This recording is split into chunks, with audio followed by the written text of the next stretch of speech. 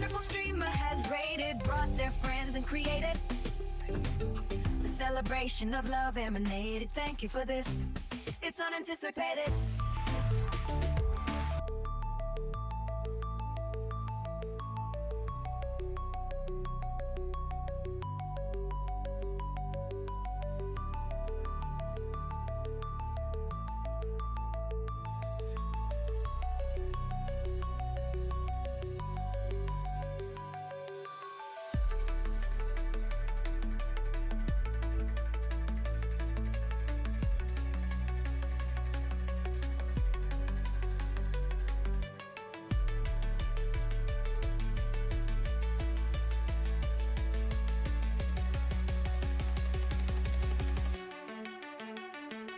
Rats, welcome in.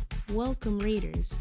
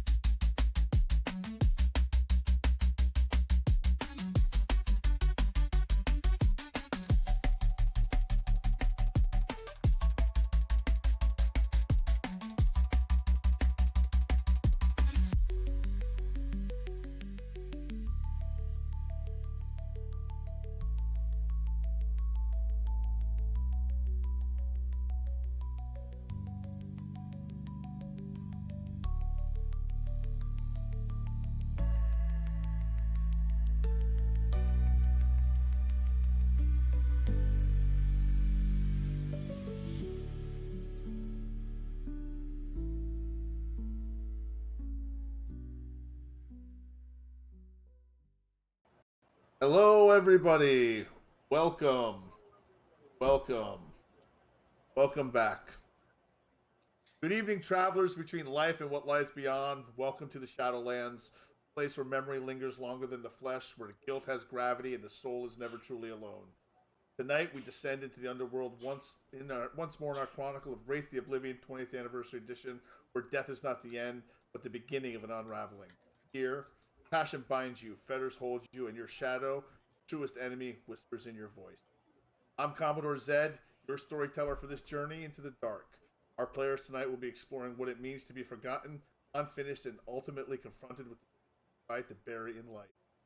I'm going to open with them, each one of them, introducing themselves and their character briefly. I'm going to start with John Purple, aka Nerdwire Plays. I am Nerdwire Plays. I play a lot of games, mostly Nintendo and retro, over on my channel, twitch.tv/Nerdwire Plays. And I am a hero indeed. I'm playing John Purple Barrowman. Most of his friends call him John Purple. But he doesn't have any friends, so very few people actually call him John Purple. And tonight, the way that I have played him previously is, he's a little he lacks self-confidence. Pretty hardcore. But he desires to be a hero. He desires to show people his passions and talk about comic books and really kind of carve out a place, but also looking to make some friends along the way and an actual group of compatriots. And last week, or not last week, 2 weeks ago, goodness, 2 weeks ago, I happened to be able to acquire a ship by means of dashing for the helm, and by proxy, I've kidnapped some friends. So we're going on a journey together. And that's John. Next, we have Team Wildwood, being represented by Nerd at Art currently, and they are playing characters which I will let them explain, but their camera seems to have just gone completely crazy.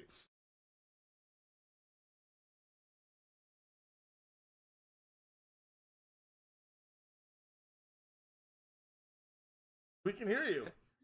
We can hear you. Can chat hear her? Because you're using VDO. Chat cannot hear me. Now they might be able to hear you. Oh, there's my camera back.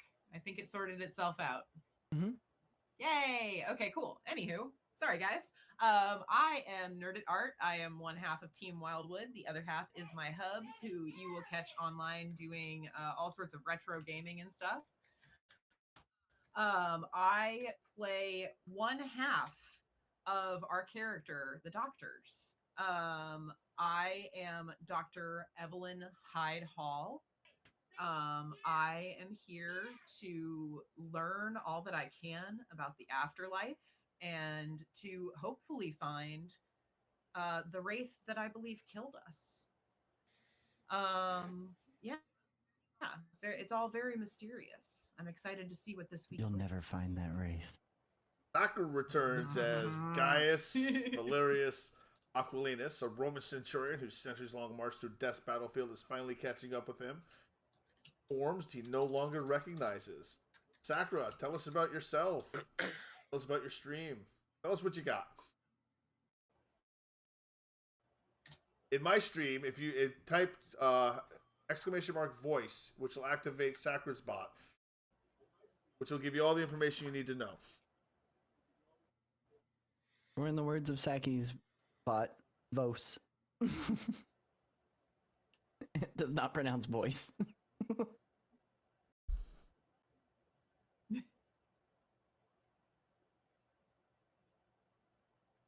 Oh, hi, I'm Saki. I play mostly retro, lots of tabletops now. For those of you who have trouble hearing Saki, we also have the closed captioning set up for her, just above her head, just below John Purple. That should help with everything. And tonight, we welcome Keywork Savior. Playing? Dr. Saris Harris. Good old boy from the Bronx. Paranormal, spiritualist investigator. He'll follow the spirits, he'll follow the money. Either way, it's the money. Bit of a mishap on his part, an investigation that went just a little bit wrong, kind of got 1408'd right out a window, and he thinks maybe his all those things that his mom said about heaven and hell, maybe that's why he's in this kind of weird in-between thing for the ways that he treated people in life. And also Keywork Savior does stream on Twitch, retro and variety and stuff like that. So yeah, go follow that man. He's playing Tears of the Kingdom every now and again and some other retro things. Every now and again, yeah. With all introductions taken care of, the themes tonight are identity, trauma, the unbearable weight of unfinished business, and the fragility of the soul under pressure. Wraith. Not about saving the world, but about saving yourself, one regret at a time.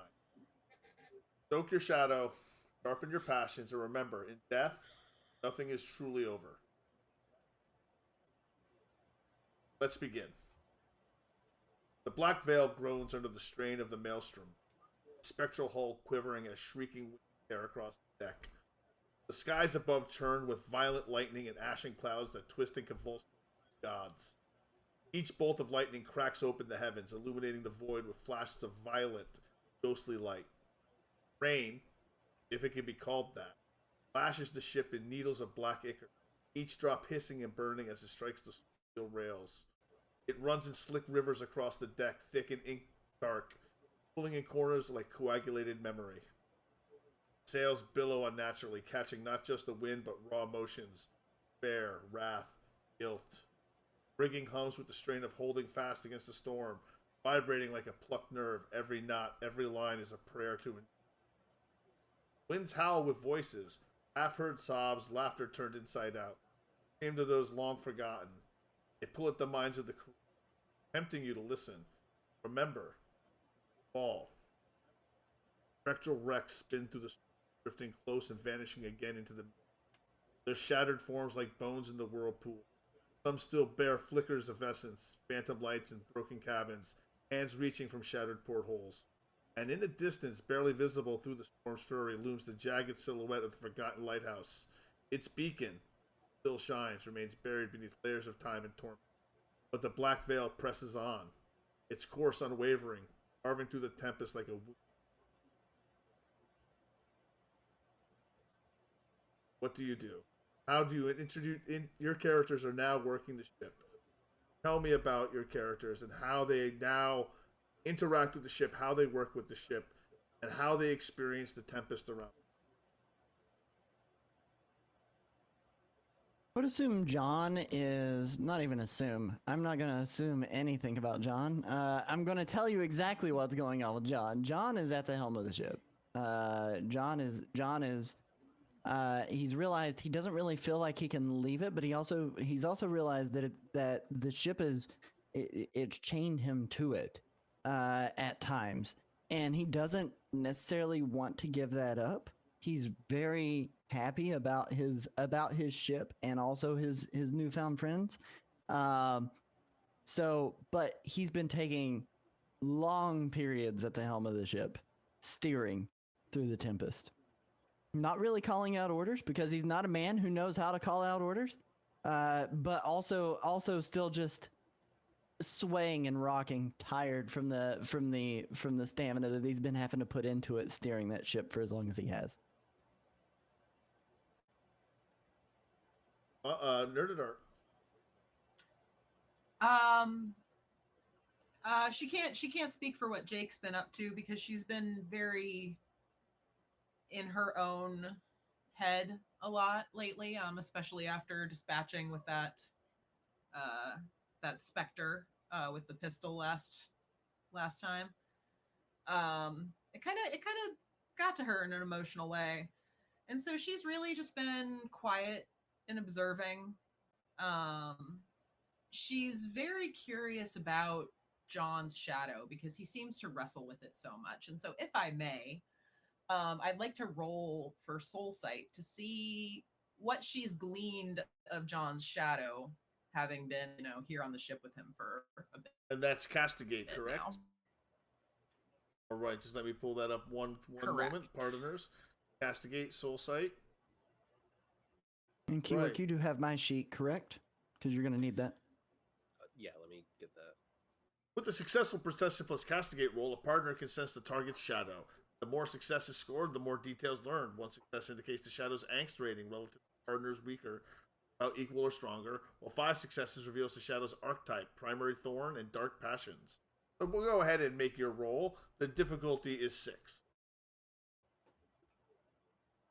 Alrighty, so perception plus castigate, which is only right now. Oh crap. Okay, I'm reading. Okay, that's the dice I'm rolling. There we go. Now, what am I rolling? All right, we get 1 success. The more successes scored, the more details learned. 1 success indicates the shadow's angst rating relative. What is your angst rating? And what is your angst rating keyword? Mine is. Angst is at a 2. Oh, not keyword, sorry. My angst is for my shadows at a 5, and yeah. Okay, he's a very angsty shadow. Okay, well that's good to know. That's. I'm sure I'll try again later, see if I get any more information. But yeah, I'd say she's probably helping work the rigging. She's very interested in watching the storm, watching these other kind of phantom ships come and go, and just really taking it all in. Madame Rue, Madame Rue, Maiden Rue, I apologize, Maiden Rue, who had gotten on the ship with you, has been helping as well as she can, but she seems to be more of a counselor. A willing ear that you can speak to about anything. At any time, she just seems very willing to hear you out, comfort, and to therapy, give do therapy with you, if so to speak. Always seems available. Thacker, what has Gaius been doing on the ship? And it's only Gaius been a is day. doing whatever he needs to do, securing ropes, moving sails, and so on. He's not an expert sailor, but he understands how it works enough. Fantastic. So Gaius has been hard at work, lifting the spectral ropes. Everything on this ship is made of souls. Everything on the ship is made from the soul of another wraith.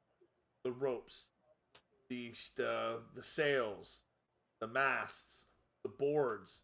This ship is an artifact. It is not a relic. I believe. Flip it and reverse it. Flip it and reverse it. I keep doing that. It is a relic, but not an artifact. Relic, but not an artifact. Yes. So the sheet, the sails are part of the ship. The ropes are not. There we go. As you're crashing through the tempest, you see many, as I mentioned before, you see many wrecks along the side. But against one of them, you never hear anything coming from them. Maybe some howls, maybe some moans in the distance, but never anything intelligent. That is until a dinghy slides up against the side of the ship. And you hear a voice coming from it. Hello! Hello!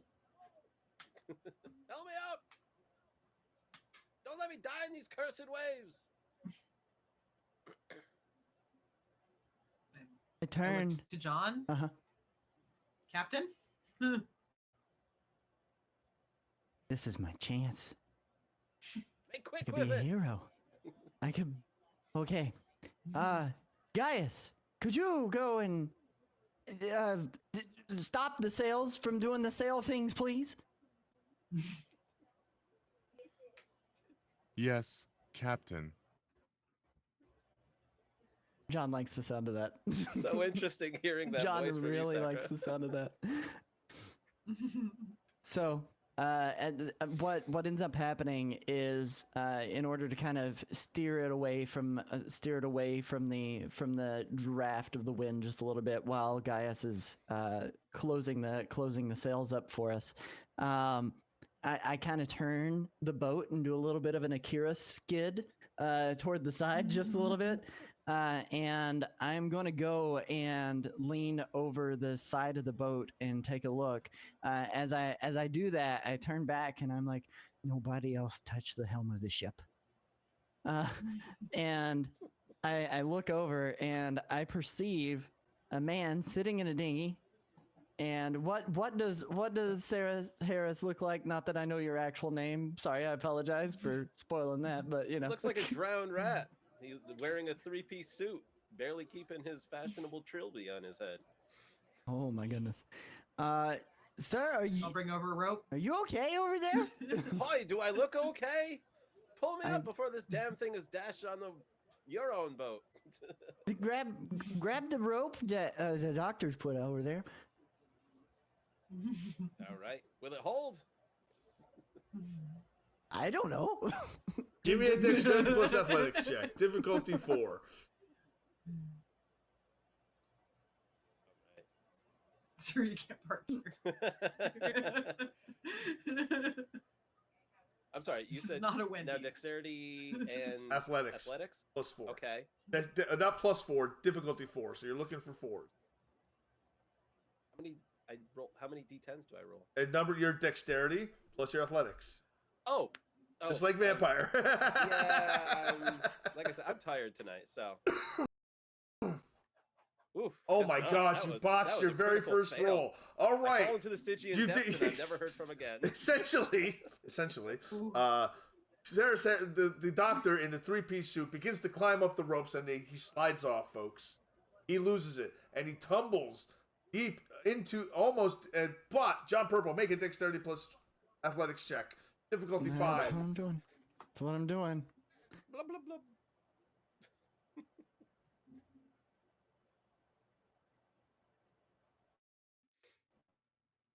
1, 2, 3, 3. 3 successes. All right. As you begin falling and your gravity takes hold, because gravity works the exact same way in the Shadowlands as it does in the Skinlands, a hand reaches down and grabs you by the ankle and pulls you up over the ship. A strong hand. Not a strong hand, but a real strong hand pulls and lifts you over the bow of the ship. Not the bow, over the side. All right. Excellent. Not the rescue I'd hoped for, but a rescue nonetheless. What are you doing out here? If I tell you if I knew, I don't know why, but I woke up on this boat. Boat that it is, tinier than my bathtub. What are you doing out here? What is this? And as he asks, "What is this?" John extends his arms around, and he tries to be as welcoming as he can to this poor drowned rat that he just pulled out of the ocean, the Tempest Ocean, and he says, "Welcome to Jurassic Park. This is my ship, and this is my crew, my friends." And he gestures toward the doctors, and he gestures toward Gaius and Maiden Rue. I almost forgot her name. I apologize. She hasn't really been talking to me all that much. I don't think she likes me very well. So he's So pointing. my hell is- He's pointing Gaius out the climbs three down the individuals. side of the ship and pulls back up the dinghy. All right. So Gaius pulls up the dinghy, and John Purple. He has not introduced himself yet, though. Pointed out to 3 individuals, not 4.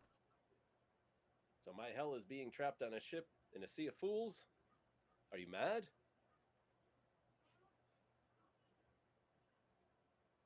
I'm not angry. No, crazy. A lunatic. Oh, well. No, well, I'm not. But this person over here, and I point to the doctors. That Jake guy over there, sometimes not Jake guy, is 2 people in one. That's pretty crazy. We're in an endless rubber room together. Do you have a name?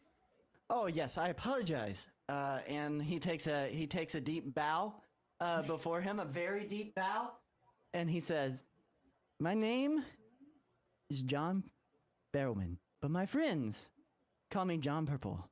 Tips fedora. Audibly says that out loud. He doesn't just he doesn't wear a fedora. He wears a ball cap. He tips fedora. All right. I doff my trilby and I kind of dump the seawater out of it, or whatever ether that is. Saris Harris, at your service. And I stick my hand out. Stick my hand out. His hand is as wet as mine is because my hands are sweaty just perpetually anyway. So I'm assuming he doesn't notice, and our hands kind of slide together as we shake hands. That is unpleasant as I would have hoped. The doctor extends her hand and introduces herself. I am Dr. Evelyn Hyde Hall. Pleasure to meet you. You're 2 spirits in one corpus, right? Or not corpus, but one shadow, right? You'll meet Jake later. What do you appear? Do you appear as a woman, or Yes. do you Yep. shift when you change Mhm. psyches? Okay. Exactly, yeah. So right now I appear as Dr. Evelyn Hyde Hall. I have medium length brown hair, usually messy. I'm wearing a kind of 70s pattern button-up shirt under my lab coat and high-waisted pants. And yeah, It's a pleasure, madam. Dr. Jake will take Dr. Jake will take over later. Not sure what that means, but I guess we'll find out in due time. And you, sir, you're rather strong. I'd hate to shake your hand if you're promised not to crush it. After shaking his wet hand, you can see Dr. Evelyn's wiping her hand off on her lab coat.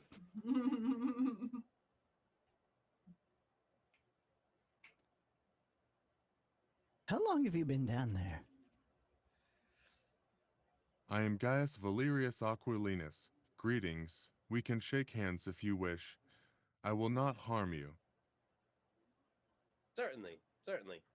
I am Gaius Valerius Aquilinus. Greetings. We can shake hands if you wish. I will not harm you. I haven't met many people down in the Bronx that look like you, but definitely want you on my side if it comes to a tussle. You're from New York? I am. That's so cool. It's where the Avengers base is and the X-Men and oh my gosh, that is so cool. I need you to tell me what part of the Bronx? Not sure what you're talking about. I was born Very on the Lower clearly, East. neither does John. John does not realize that the Bronx is the part of New York. I Down am there, from Rome, a long time ago. I don't even know when now is. You got fashions amongst you that I've never seen. Dress, sure, but not like that. Down there, I don't know. I lost my watch some time ago. I think sometime after I hit 43rd Street, falling out of that window. It is my understanding that in the Tempest, time is fluid. Things may not always be as they appear. I think I could stand a few fewer fluids around here. I think I'm turning into one myself. I would not recommend going down into the hull of the boat, but you know, we can get you a nice corner of the upper portion of this ship to sleep on if you need a rest. Rest would be good. I think a rest is what I need. A nice long one. It's gonna be a place on the poop deck. John laughs at the joke too, audibly, a little too loud, a little too awkwardly, and a little too long. He's so funny. Well, I suppose Circus we need to figure out. accident. Shit happens. I suppose we need to figure out where we're going to go and what we're doing. I genuinely like the whole thing that we did was running away from the red chain guys. You guys have a direction? Did you have anywhere you wanted to go, Doctor Zagaius? Maybe Mr. Harris? Someplace dry is all I was headed to. This'll do for now, but are you telling me you don't have a place in mind where you're headed? Am I just adrift on a bigger boat? Our departure was quite sudden and unexpected. I'm a little directionless. I'm not gonna lie. I'm out here collecting friends.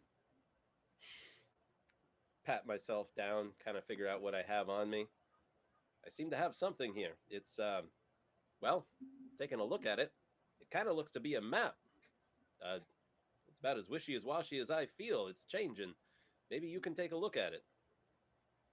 Yeah, so I do actually have an artifact. It is a map Yes, of the a Tempest. Map of the Tempest, yes. That would be And I have no idea how to read it. You know, I'm not the smartest cookie in the shed, but I may be able to look it over, determine a destination. Right, when you open the map, it is completely black, except for a period in the center that is clearly Stygia. And there are the closer you look at Stygia, the more you begin to see silver lines being created through the blackness that represents the Tempest. And it starts to create a series of byways. And the Stygia shrinks, the darkness grows, but the lines become longer, and they reach out to bigger and to bigger islands along the way. And the map begins to say Dark Kingdom of Jade, Stygia. Game starts naming all the Dark Kingdoms, all the various kingdoms. Kingdom of Obsidian, or what's left of it. But the strangest thing is, as it zooms all the way out, it suddenly zooms all the way back in. Zooms past Lake Blackwater. A small byway, a small, very narrow byway. Comes to a red dot that's moving slowly. It represents the ship. You have the ability to pinch and squeeze like on a device that John Purple has seen before. So I'll take I take my hands on the map and I just put 2 fingers directly on it. As I do that, I expand and zoom slowly. And I'm just blown away. I'm flabbergasted that this piece of paper gives me the ability to do this. And I try to explain the concept of Google Maps to these people who have zero clue what a Google Maps is. What is a Google? It is magic. And John says, "Oh no, my good sir, this is far from magic. This is a lot like foldable, flexible LCD screen." Okay, lights that are really tiny but colored, flattened but flexible. The screen you can interact with. And it comes from my time. Why do you need flat light? He's kind of he turns and he looks at Gaius and he goes, "Why do you need a sword?" I don't need it. I want it. But You I have digress. seen why. I digress. This can give us direction. If you guys want to follow it. Can we bring it back to the Duke's English here? I don't care about the how. I just want to know the what. What are we doing with this? I see it moving. I see it changing. This dot right here, Yeah. I believe that's us. In all I'm gonna kind of. Oh, sorry. I'm gonna kind of lean in and observe the map and see if I recognize anything, because I would know something about a lot of these kingdoms, at least what's written knowledge. Why don't you and give all me of these other a dots are kingdoms. Nerd and Art? Give me a Wits plus Enigmas roll, difficulty 7. Ditto, cause I've been around. Vampire dice. Okay. 2 successes. Nice. Fantastic. All right. You notice. You're able to recognize that this byway that you're in is unstable because something higher up the byway is trying to block. Okay. You recognize you're still very close to Stygia. You've made no progress away. I mean, you could find another byway, a safe byway to Stygia, which would put you right in the path of the hierarchy very easily. So if you want to get away from the Crimson, you're going to have to go deeper. You do see that forgotten lighthouse on the horizon. That lighthouse, Yes, the that's lighthouse right. on the horizon. Mm-hmm. Can I kind of see on the map? Is it like are there islands there? Is there something there? There are islands there, but there's no label. Okay, interesting. Well, appears we have a literal light for our way. I don't mind being your DD.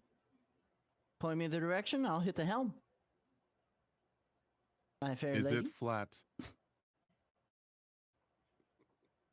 The black veil drifts through the unfathomable dark of the tempest. Spectral storm of swirling black clouds and screaming winds pressing in from all sides. Faint flickering tendrils of lightning illuminate massive structures in the distance.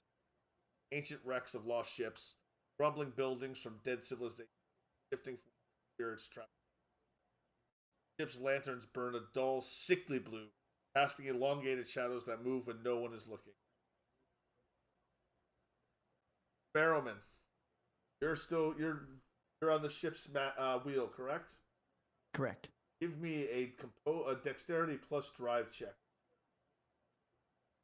Difficulty 8.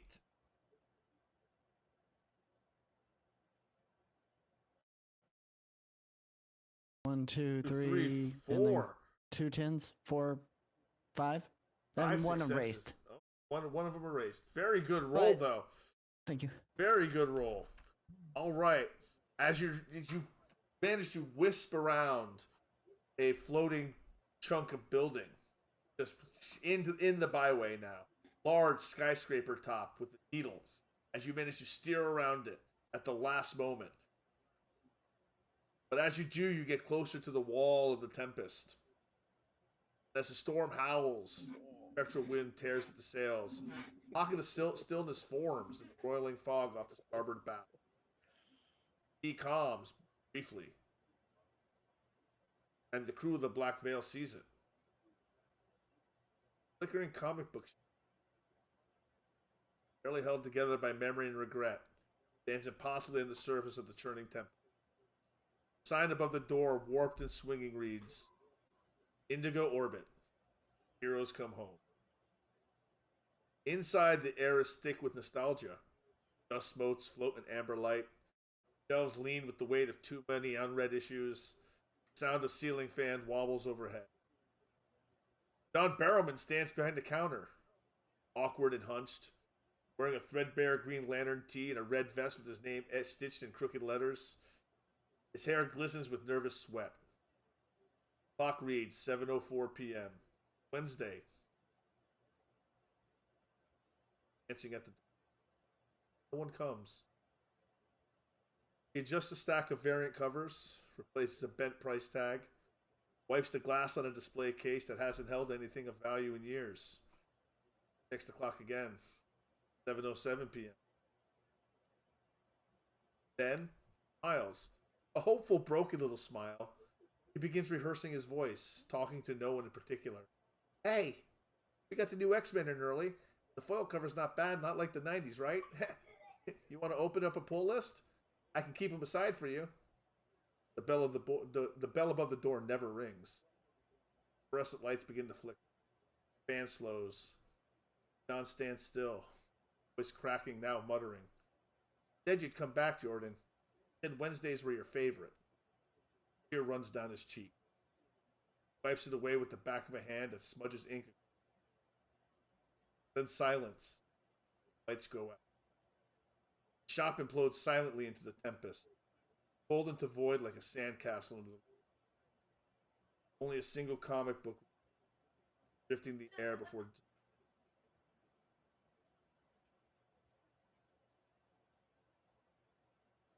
Did everyone see this? Everyone saw that. Everyone who looked over the starboard bow. John's a little shaken, obviously, by what he just saw. And he kind of looks a little nervously around at the other 4 that are on the ship, looking in their eyes. And he tries to laugh it off just a little bit, and he's like, "I don't know who that guy was, but what a nerd, right?"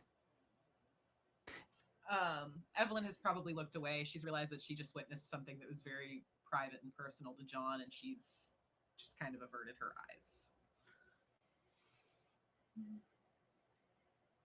Past lives, future sight. I've seen this stuff. That was you. You were alive, No. I mean, I was alive. but you're not. That wasn't me.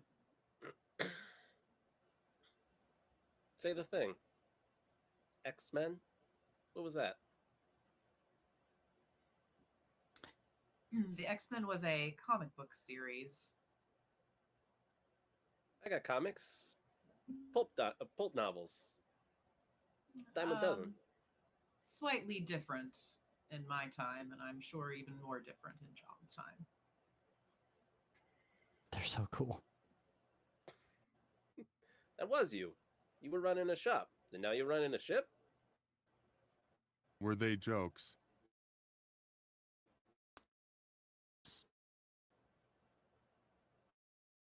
comic, means jokes. Very Some of illustrative. them were. Beautiful art. Written for people to have heroes.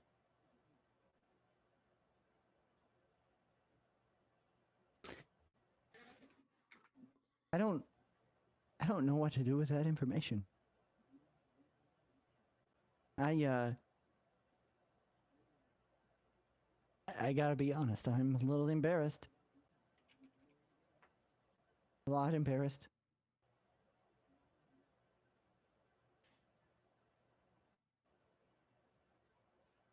All of us have suffered failures in our time, John. You have nothing My to whole be life was a embarrassed by. failure. John's frustrated. He kind of, as he says that, he turns away from everybody. He can't bear to have them look at him any longer. Failure? Were you fed? Did you have a roof? You sound passionate about these things. Did you enjoy your work? I did. And why embarrassed? Why ashamed? Chin up, Mr. Purple. Life may fail, but things are different here. He's kind of taking in, especially what Gaius just said to him. And he kind of repeats it out loud. Things are different here. Things are different here. And he turns around, and he's a little too eager to turn around. He's like, I got friends. Just very assumptive. These are more captives than anything. We're stuck on this ship. He knows that. Maiden Roos.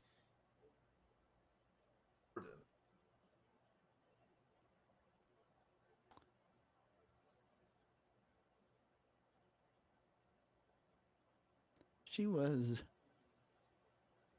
a girl who shopped the shop.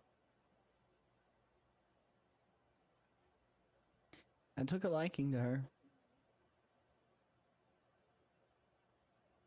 Thought she liked me. I didn't really talk a whole lot.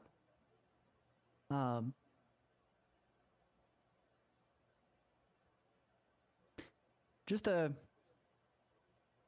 unrequited love.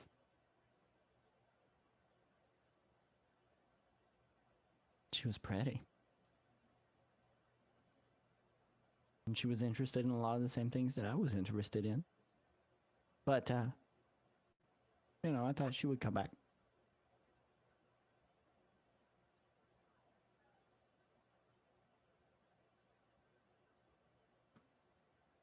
I'm feeling a little vulnerable right now, Ms. Rue. Good. Closed.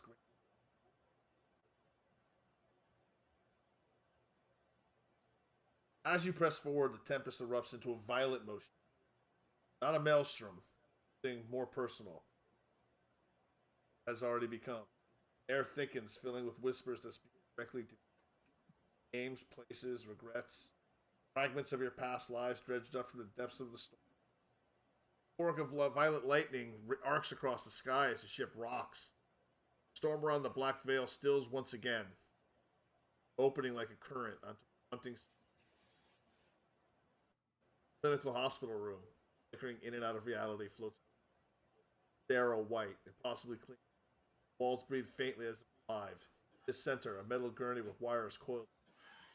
Dr. Jane Hall leans over a young subject and electrodes buzz. Flickering monitor shows an erratic heartbeat never meant to be deciphered by humans. In the far corner, Dr. Evelyn Hydehall watches silently, face half shadowed by a clipboard. Neither speaks to the other. Neither notices the other. Because neither knows the other is there. Jake flips a switch. Room shudders. Lights dim. Low hum grows louder.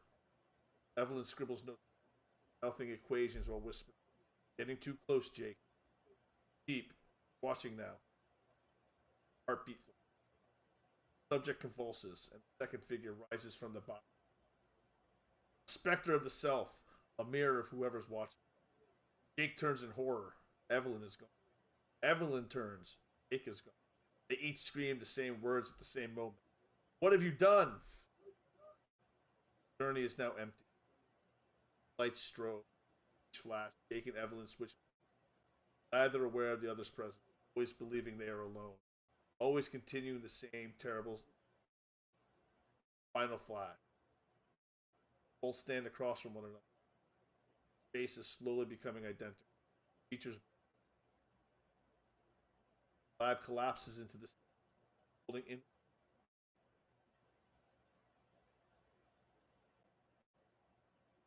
I told you it was his fault.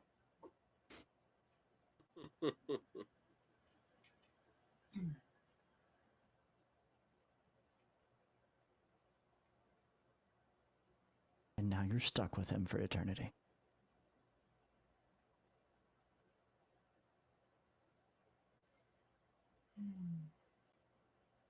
Evelyn is just still staring at where the image once was. She just takes a big deep breath. And just looks out into the storm, thinking about that day and everything that went wrong.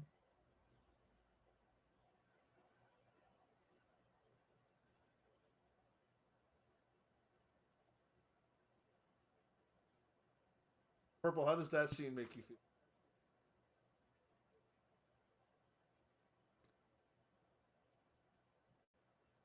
He's contemplative, but I feel like he's almost too wrapped up in his own emotions. He's almost dismissive of anyone else's problems because of what he just saw of his own. And he's eating his embarrassment from what he just saw.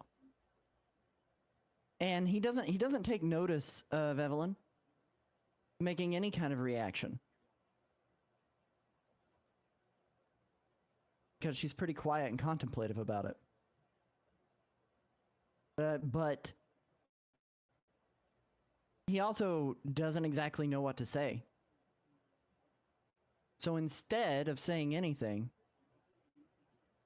he steers away from that vision as best as he can. He doesn't want to pry, doesn't want to say anything, but he wants to get Evelyn away from what she just saw. I think it's made Evelyn more reflective than anything. You know, she's thought about those moments so many times since she got here and trying to figure it out and trying to understand what happened. You know, she knows, you know, she's aware of the fact that she shares a form with Jake, and it's very frustrating to her because the way that they live now, they can never be together. And even though the voice in her head, her shadow, keeps telling her that this is Jake's fault, she refuses to believe that. She believes in her innermost soul that there was a specter responsible for this and she is going to find it, or a wraith responsible for this and she is going to find it. And so she's seen those moments so many times in her own head, but it was remarkably clear and almost more informative than it had ever been in her own mind watching it like that. And so it's almost like, this is something I know, but somehow new information. So she's very much processing it. Saris, what do you think of all these morality? What does Saris have to feel about all these morality plays that are taking place around him? All Sirius can think about is his mom talking about heaven and hell and purgatory, and that kind of figures where he is, or he figures that's where he is right now. This is some sort of in between where you have to reconcile for the things that you did in your life if you want to move on to whatever's after this. It's hellish in what it's showing, but it's not hell. It's not torment. It's just psychological memories, just assaulting. It's all emotional. It's not torturous. It's not a lake of fire. It's Sarah's talk about that with anybody? Or is that internal monologue? no, this is all going through his head. He's kind of wondering what this is and how he can get out of here. You're never leaving, Ceres! Yells John from the helm. You're my friend now. He killed a seabird in his last life, and now he's. We're gonna wash up on the lighthouse, and Willem Dafoe is gonna be farting. No. I'm once a farter myself. Anyway. Yes.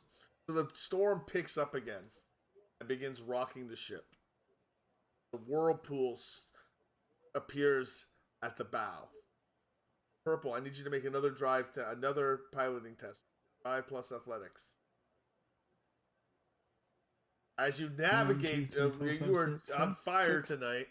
As you whip around and you manage to circumnavigate the whirlpool in front of you. But as you do so, you crest another rolling wave. And the tempest shifts again. Storm's cry becomes rhythmic. Boots on stone. Clang of shields. Low growl of Latin orders shouted into the...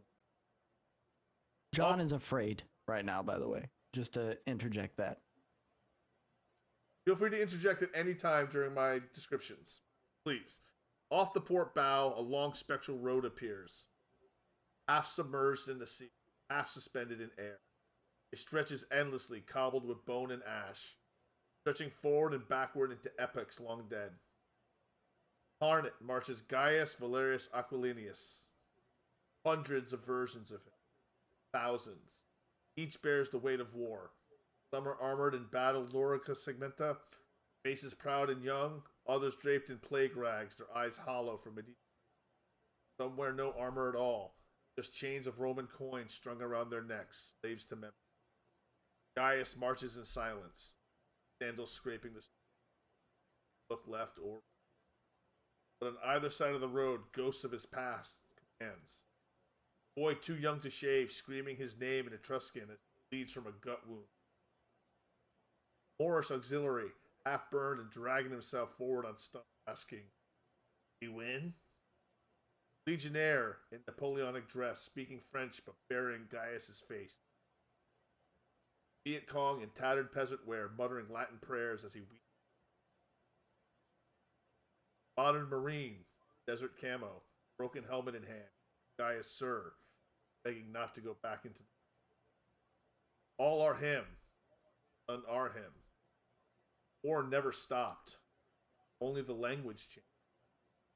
Then, shadow crossed. At the head of the column stands a great bronze statue. Gaius' own likeness, half buried in sand. It weeps black ichor from its hollow eyes. Beneath it, lashed to the plinth, are his fetters. Sword, armor, shield. Laid like museum. Tourists walk past, snap pictures. Tries to scream at them to protect what remains of his honor, but they... Only the Tempest does. Storm rips the statue apart with a scream of metal on stone. March halts. Gaius's, thousands of them, turn toward the ship, all at once. Feel every pair of those eyes lock on. Then they speak in unison. Is this what we died for? The road shatters, and the enemies are gone. For a moment, as thousands upon thousands of Gaiuses crash against the ship as a wave, and begin pouring onto the weapons bared. The boy of Zama, Roman tunic soaked in blood, sword dragging behind him, face barely older than 13, eyes too wide. The same Moorish artilleryman drags himself up the ship, continually, did we win? Did we win? Over and over again. The blue French uniform of the Napoleonic Legionnaires' blood-soaked cravat, bayonet rusted, a face of perfect Gaius in powdered wig and mustache. Viet Cong Echo appears tattered in tattered peasant wear, sandals made of tire rubber, carries a rusted sickle, his face contorts mid-sentence, weeping and the Desert Marine, appearance in United States Marine Corps fatigues, helmet hanging from a strap, blood caked across. Dog tags read, Aquilinius. They stalk across the ship, thousands of them crashing into it. climbing onto the ship, attacking, rushing towards you. I need everyone to make an initiative check, please. Is that 1d10? That is, you're going to roll 1d. Oh, I'm going to actually give me 1 second because I'm going to go over the whole combat rules with you as soon as I find them. 1 second, please. I just post them in rule in ever after. There we go. Okay, so to roll initiative, you're going to roll 1d10 and add your dexterity plus wits.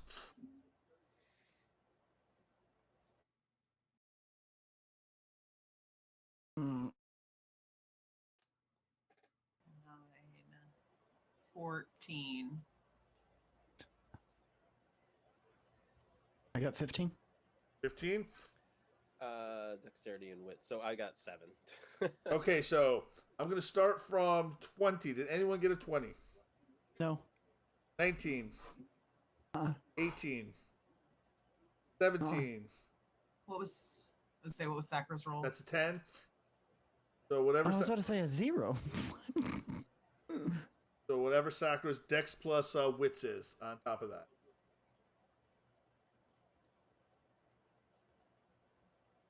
15. 15. Okay. Saki and I tied. And I think that's the highest. Sakura, nerd. Okay. Anyone a 14? 13. That was me. 12. Nerded Art was 14. 14. Yeah, I was 14. Okay. Yeah. What did you get there, Keywork? 7. 7. Okay. And 8. Let me roll for everyone else. And they just roll. I'm going to roll 1 initiative for all of them. They go on a 7 too. All right. Gaius's go on a 7. All right. So we declare in reverse order. So the Gaiuses are all going to declare. The Gaius, the Napoleonic Legionnaire Gaius, is going to rush John Purple with a rusty bayonet and try to stab him. Gaius closes his eyes briefly, and shudders, then opening them where it is always war, and pulls out his sword. As Gaius says war, it's always war, and pulls out his sword, the 15-year-old boy starts running in him, dragging the sword behind him, guts hanging out of his stomach. The Viet Cong soldier begins to square off with Saris Harris, while the United States Marine Corps soldier brandishes his weapon tentatively at Dr. Evelyn. Keywork, what do you do? I think Saris is incredibly confused as to what's going on right now. So a wave of Gaius just came over the ship and onto it, and you're being attacked by them. I don't believe I have anything regarding a weapon. And he's got a rusty sickle. Got a rusty sickle. Now listen, fella, I don't want any of what you got. I don't know what this is or why you're here, but I mean, I think you got to talk to him. It's his ship. All right, Nerded Art, what are you gonna do? You're not. So you're just gonna dodge. I take it. Yeah, Okay. I'm gonna dodge. You're gonna dodge. Okay, they're all going to attack. Nerded Art, what are you going to do? The same. I'll be dodging. I do have the firearm on me, but I'm not drawing it. I just kind of put my hands up and, we mean no harm. We're only passing through. All right, Nerdwire and Sakura, what do you two do?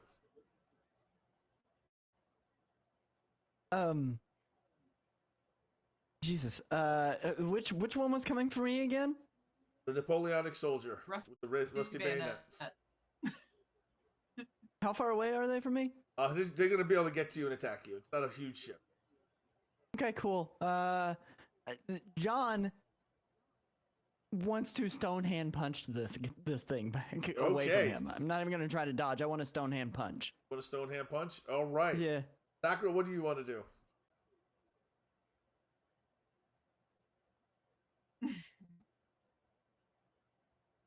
Rip and tear.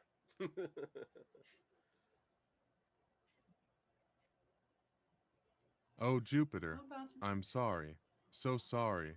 I attacked the kid. Awesome. All right, so Sakura, you get to roll first because you have the higher initiative modifier. So I want you to roll your dexterity plus melee. You're looking for 6s. The kid is not trying to dodge. He is just trying to attack you with the sword. You get to attack before he does. So roll it.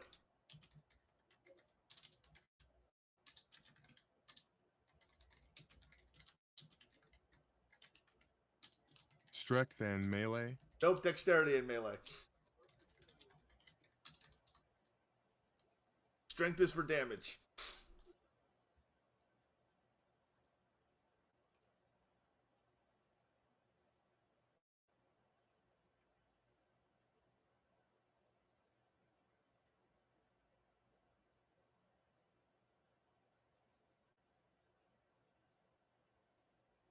Ads. Starting up right when we're in combat.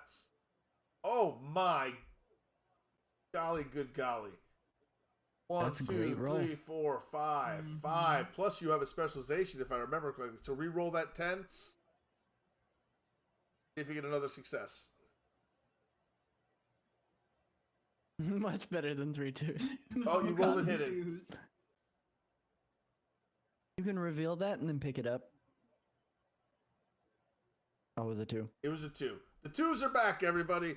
All right, Natural but you 2. about 5 successes. So roll your strength plus 1, and you already got 5, 6 plus. You already got 5. So just roll your strength plus 1.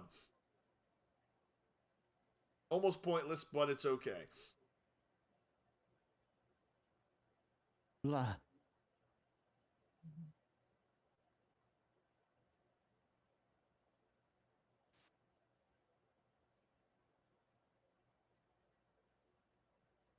Eight damage. He tries to he soaks.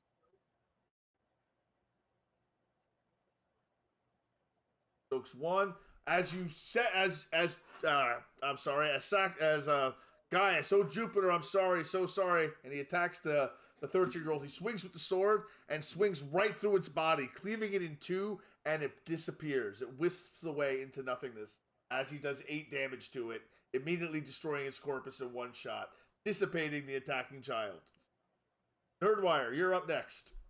You're going to make a dexterity plus brawl attack. You're spending 1 pathos for your stone hand punch. Yep. And roll strength plus outrage. Gaia starts weeping. Strength plus brawl?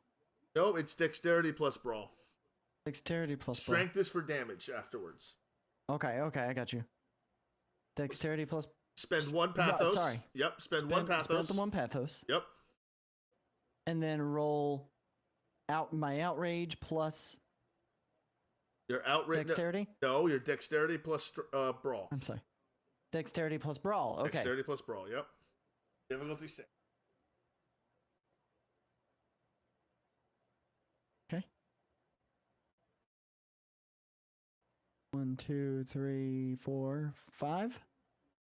No, 4. And then I need to roll another 10. Do I need to roll another one? Yes, roll another one. 4. All right, how much pathos do you want to... I don't recommend spending a lot of pathos on this. I'm only going to spend 1. All right, I'm so you only gonna spend the 1 pathos, so you're going to add that pathos to your damage pool. So you got 1, 2, 3, 4, 5 successes. All right, so it's your strength plus 1 plus 1. So roll it. Strength plus 2.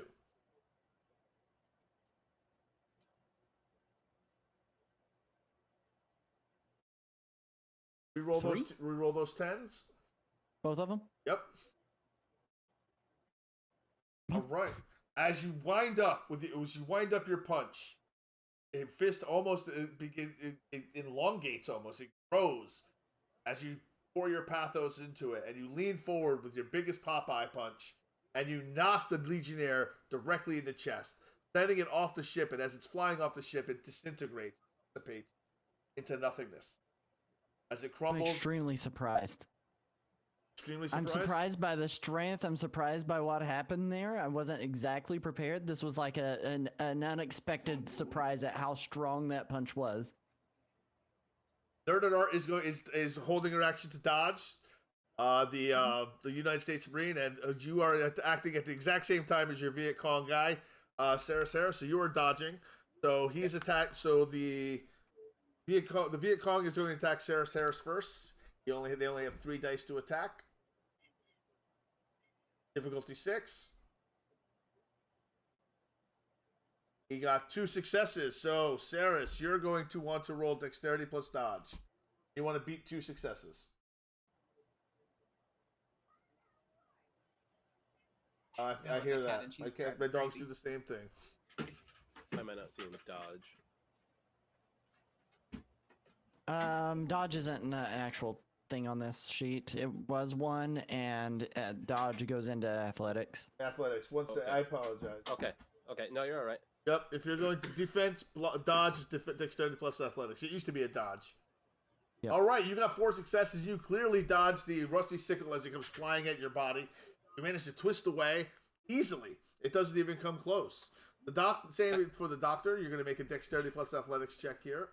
As the United States Marine swings his rifle at you, not firing at it, he swings it at you.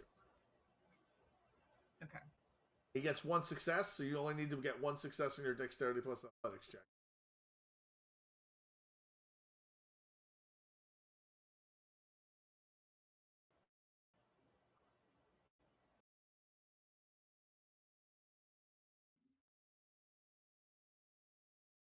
Roll.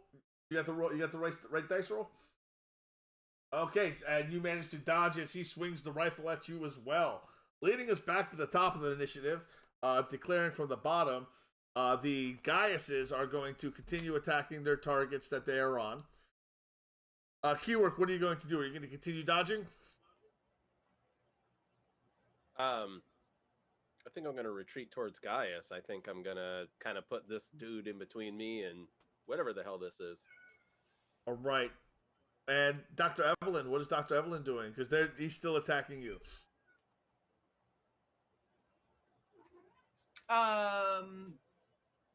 Yeah, I guess if he's not giving up the attack, I will try and use his momentum as he goes past me after I dodged him to try and send him to the deck.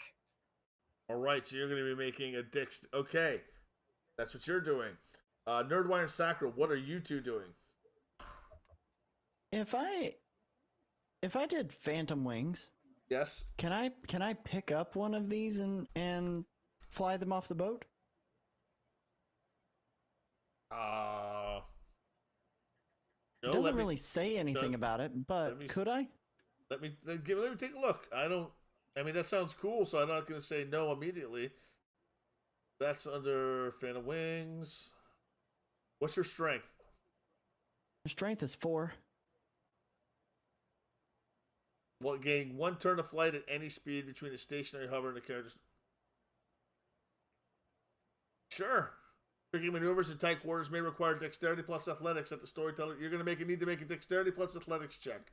And you need to spend pathos at difficulty 6. Yes. Each success indicates 1 turn of flight.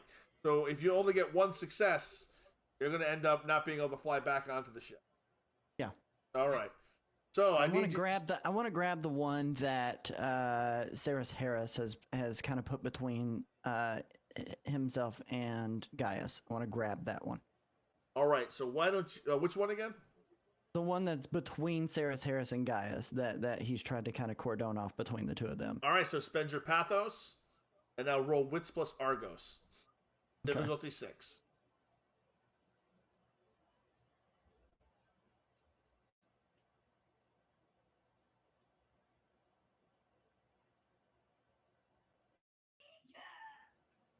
Three. 3, so that's 3 turns. So now give me your dexterity plus athletics check. Difficulty 6 to pick him up and fly him over the edge. I have a specialty in acrobatics under dexterity. Would this count? No. No? Okay. I thought I would check. Wings. Spectral wings are ripped from the back of John Purple. Describe your wings. So they appear the same on pretty much everybody. So they are translucent. They're see-through, but they're a little iridescent, and they're not super large. They're not like 30-foot span wings. They are like your typical, like what you would see, your traditional angel wing to look like. Is the way that I see that. And I got 1, 2, 3, 4, 5. 5 successes. That's more than enough to go from where you are from a dead stop into full speed. going faster because you're in the Tempest than you normally Mhm. would. You scoop up the Viet Cong soldier and you lift him up and you take him off the edge and you drop him. And that's your turn, Sakura. Yep. Guy starts weeping. Okay, I'll go for whatever is closest. that would be a couple steps to get to the one fighting the doctor. Make your dexterity plus melee check. You'll probably dispatch this before it even gets a chance to attack the doctor.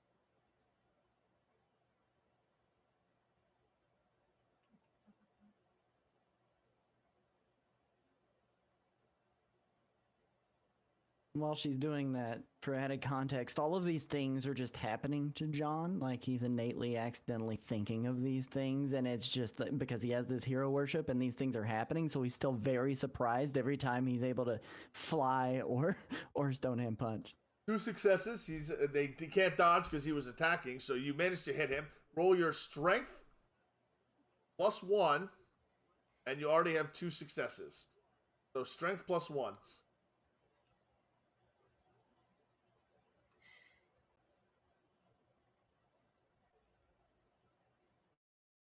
The 1 takes away 1 success, leaving you with 1, 2, 3. Reroll the 10. Explodes. It does explode, so 1, 2, 3, 4 successes. As Guy steps forward with his Gladius, grabbing the Spectre, well, not the Spectre, but the other Gaius by the back of the helmet, and drives the Gladius through its back, up through its chest, dispatching it as it completely vanishes again. The last echo of Gaius shatters like glass across the deck, fragments of memory evaporating into the wind. Then, silence. Tempest retreats, not with a bang, but like a breath held too long. Water's calm, fog parts. Above you, a sky of dull gray soul stuff opens up. Not quite light, not quite dark, just empty. The deck is slick with ghost ichor and the weight of things. Splinters of soul steel groan on the ship rights itself somewhere below the black veil hum. Not mechanical, not spiritual. It's alive. No enemies rise. No orders bark. Quiet. Whatever that was. Felt it. Saw it. Now you're left with each other. Silence.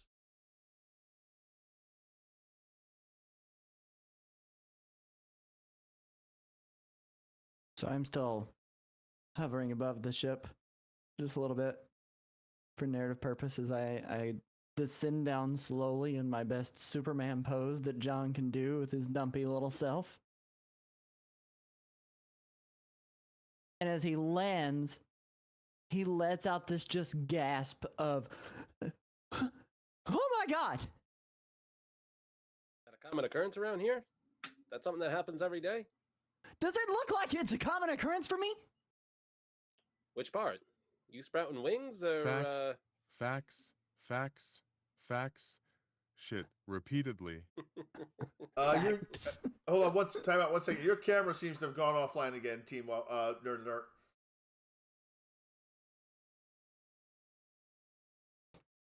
No problem. You know what? Let's actually take this opportunity to solve this issue. We'll take our 10-minute break right here, and we'll pick right up. All right. Cool. All right. So we'll see you back in 10 minutes. Everyone stretch. Take a break. I'm going to run 3-minute ads, and hopefully we can keep ads from running the rest of the time we're going. All right, everyone. See you soon.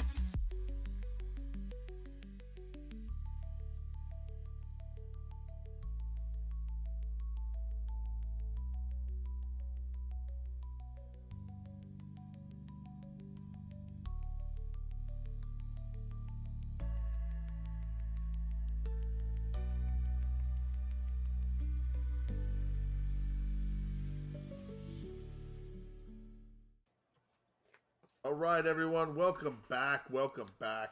Before we get into the role play again, I want to ask chat a couple questions.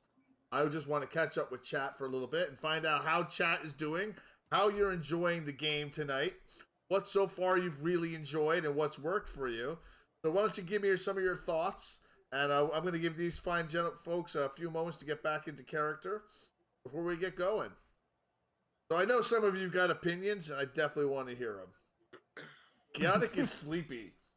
Wake up! Chaotic Wake is up, Chaotic. sleepy. Don't get to be sleepy. Saturday night. Strangers stuck in a It's time to ship party. together, witnessing each other's nightmares. I love the portrayal of the scenes and the character reactions. That's what I was going for. A little bit of voyeurism. Yeah, John doesn't like that everybody saw that. Like, at all. You can sleep when you're dead. I already am. Apparently, no, you can't. I'm proud of everybody. Thanks, Chaotic. Thanks, Chaotic. Thank you, Chaotic. All right, so I'm going to start with the last RP prompt that we gave. I want to read that over again, and we'll start from there. The Tempest retreats, but not with a bang, but with a breath held too long, finally exhaled. The water's calm. Fog part. Above you, a sky of dull gray soul stuff opens. Not quite light, not quite dark, just empty. Deck is slick with ghost ichor, and the weight of things is broken. Splinters of steel groan as the ship rights itself. Somewhere below, the black veil hum. Not mechanical, not spiritual, just alive. When enemies rise, ship, quiet, and each of you, still here. Whatever that was, it was real. Felt it, saw it, breathed it. Now you're left with each other, and the silence is starting to ask questions. John has descended. He had his reaction. Sarah's asked if that happens often. John, kind of disgusted by that question, is like, absolutely not. What do you think? Do I look like a person who's had that happen? And I turn and I look at Gaius and I go, because John is confused by the set pieces that were there. All of the Gaius through the eras.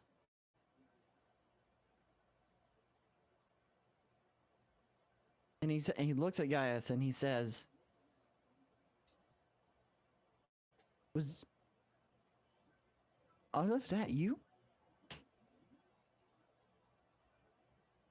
And he knows deep down that it wasn't because of what they said, but it's hard for him to separate the fact that what they said versus what he saw.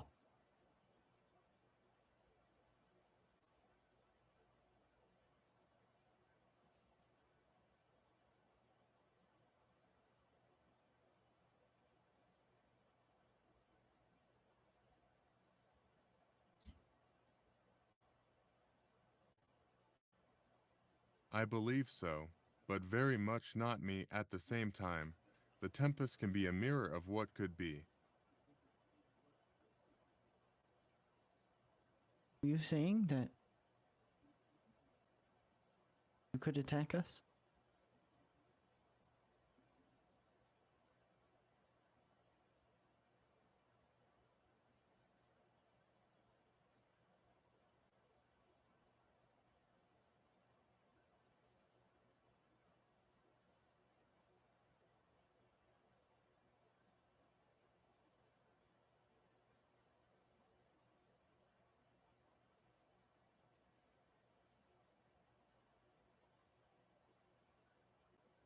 John's actually visibly upset about that.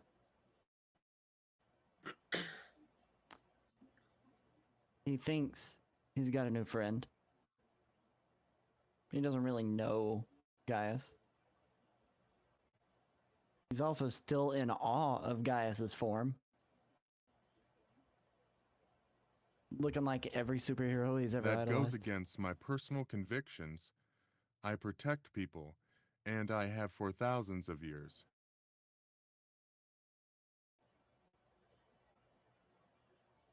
Yeah, but they all looked like you.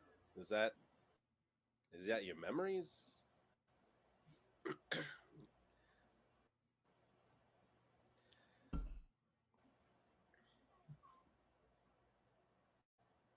We have to worry about a bunch of me's coming out? Just like this guy over here? With his belly showing? Yeah, I wonder if I could make a roll based on my knowledge of the afterlife to see if I could explain what happened Absolutely. at all. Like why we're Sure seeing thing. these Give things. me a wits. Well, what do you have better? What's better for you? Wits occult or Ow. wits academics? What's enigmas? Wits enigmas. Wits academics. Give me a wits plus academics with, if you have a specialty in psychology, let me know. Go away, cat. No, my specialty is in metaphysics. No, metaphysics would not apply. So I do not know That's what what I that figured. was. all right. Things do that's change. Still... And I've never been an expert.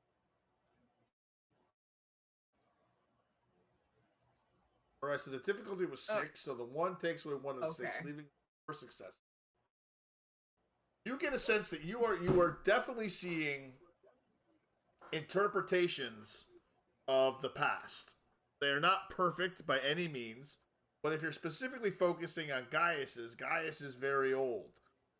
And each soldier just represents all soldiers over all time now. All soldiers lost in death look the same when looked at through a certain lens. So every soldier is Gaius. Gaius is every soldier. Every victim of every soldier is every victim of Gaius's kind of a situation. Okay. I'll do my best to explain that to my compatriots. Exactly, keyword. Exactly. Yes, based off of Gaius's age and notoriety here in the afterlife, I believe that he has come to represent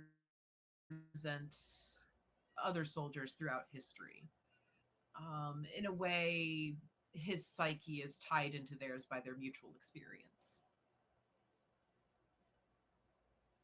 That almost makes sense. Doctor, thank you.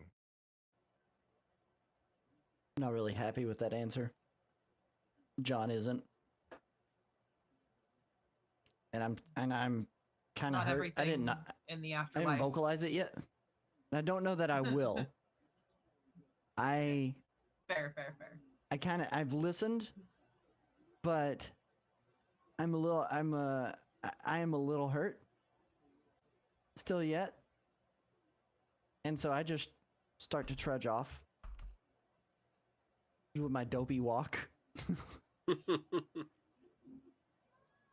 As you're walking off? Are you not? So you're walking off where? Mainly away from this group to kind of stare out into the tempest. Not toward the helm of the ship. Not to move anything just yet, because I'm afraid of what we're about to sail into next. Especially where, I've had at least a little bit of time with Jake and Evelyn and Gaius, but Rune. What's her name? Rue. Madam Rue. Yes. Rue. Right? Can't keep her name. Maiden Rue. Madam Maiden, whichever one. But I haven't spent a whole lot of time with Sarah Harris, and I don't really know him yet. I don't know if I should be as afraid of him as I was of the multiple Gaiuses? Guys? Guy. Plural. Aye, aye. As the black veil glides through a lull in the storm, no one at the wheel. Fog ahead begins to swirl inward, curling like the pages of a comic book left out in the rain. Soul stuff around the ship thickens, with menace, but with counter appears, floating in the fog. Familiar, shipped, in front of the register from Digo. Beyond it, the shop, but smaller, shrunk somehow. The walls press inward like half the sleeves are empty.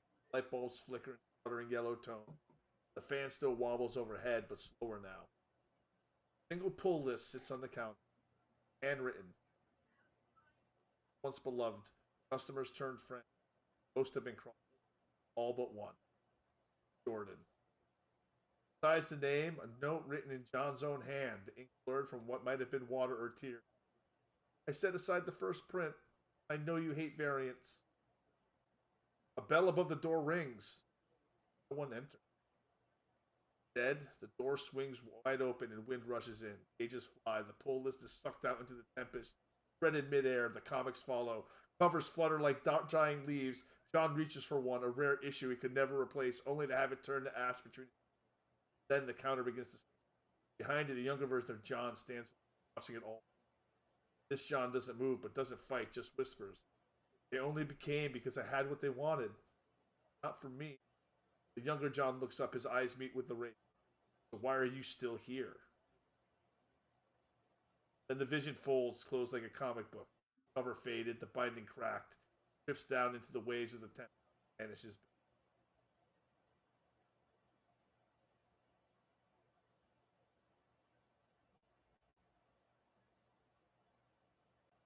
And look back. Did anybody else see this? Oh yes, everyone saw it. I could manage to be cool. Ugh.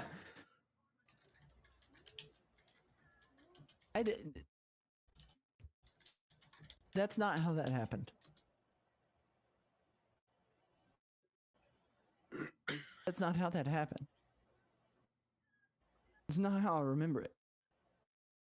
Burt comic panel flutters onto the deck. Image of Barrowman, heroic and surrounded by empty. Voice whispers in the background. Final issue. Register bell echoes. Things are rarely as they are.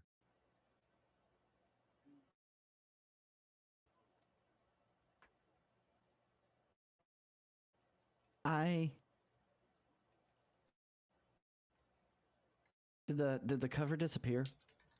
No, the cover's still on the. It's a comic panel. Comic panel. Did the panel disappear? No, the panel is still on the floor. An image of you, Barrowman, heroic and alone, surrounded by empty. No, it's on the deck, right there for you. Can I get it? Yeah, you can. Wanna... Yeah, if you reach down, you can pick it up.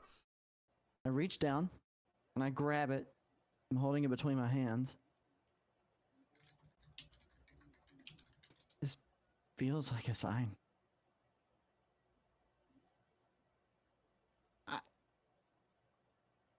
I could be a hero. I am. And I'm gonna be. Why do you have a cloud?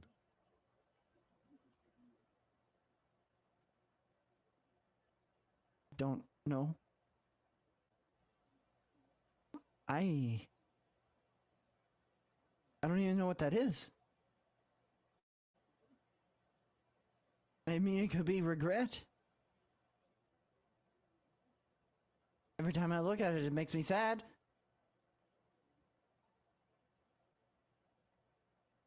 He folds it up. And he wants to stick, and he goes to stick it in his pocket. Folds up the comic panel. Sticks it in his pocket.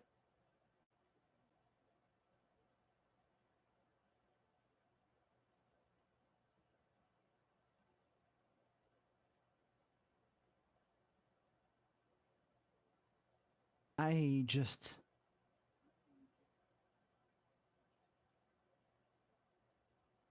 Surely you guys have left people. I know you have, Evelyn.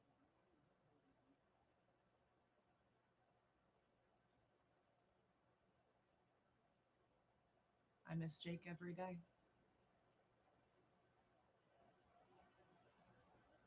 He's always with me, and yet never with me. I let out a big sigh.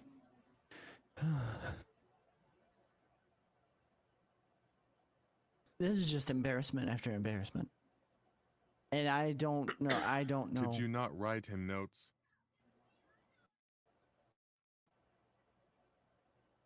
We do converse with each other. It is the lack of his physical presence that I miss more than anything. I feel that. Walk up and clap a hand on his back. Come on. It seems like we've all lost everything. Everybody. All I have is you weirdos on this boat, and you keep saying you want to be a hero. You've already been a hero today. You were my hero. All the heroes I knew came back from the war, came back from places they really didn't want to be. They were heroes because of the situation they were in. They didn't stand around saying they wanted to be heroes. They were heroes because how they acted. So, you are a hero, whether you want to say it or not. That Jordan, she's not coming back. So what you gonna do for that memory? How would you want her to see you if she were here? Pick that I head like up. what I am here. Tuck that shirt in. Well, it's a little tight. It's kind of hard to get below the waistline. I understand. I had a wife and children. Hard to remember them sometimes.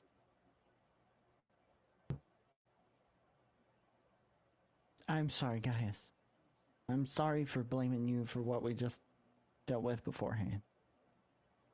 Sorry for feeling like,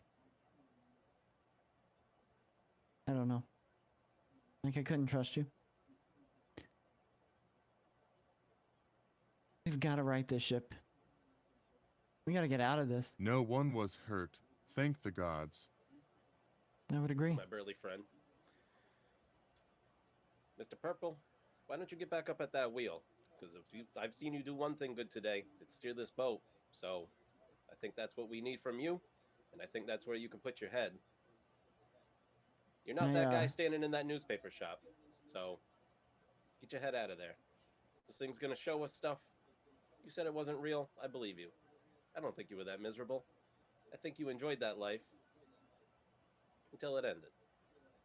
So let's do what we can here, because, again, I rely on people my whole life. I'm not there anymore, so I'm going to rely on whoever you people are until we're out of this, whatever this is. It's funny how dying really puts things into perspective. Though. What I did with my limited time. As he's saying that, he's still kind of just like muttering to himself, God, this is embarrassing. I look like a freaking failure in front of my friends. I want them to be impressed. I don't want them to look at me the way that everyone else looked at me in life. And he grabs a hold of the wheel. Give him a good hard clap right between the shoulder blades. Come on, there you go. As you grab a hold of the wheel, Maiden Rue gasps. Black veil slips between gusts, and tempest stills yet again. Not entirely, but just enough that the crew can see something part of the storm like a curtain. Village shrine, half submerged in ash-gray water, rises before, weather-worn and delicate. Red torii gates warped by the weight of memory. Scent of rain on silk and cherry blossom yet bloom past the deck. A white kimono flutters on the clothesline. There's no music. Low rhythmic monks long. In the center of the vision stands Maiden Rue. But she's not how the crew has come to know. Young. Dressed in ceremonial bridal robe. Hair is perfect. Mild, gentle, and nervous. Stands beside an empty space. Not a groom. Void. Priest speaks. Words dissolve into... Turns slowly as if realizing something. Smile breaks just once, just enough, and then falls. Not into her, from her hand. The shrine collapses in on itself, one beam at a time. Paper prayers burst into flame without heat. The kimono twists in the air like a shroud and wraps around nothing. Vision begins back into the... Just before it vanishes, Maiden Rue turns toward the crew. Face is pale, her eyes shimmer with tears, lips move. I waited too long.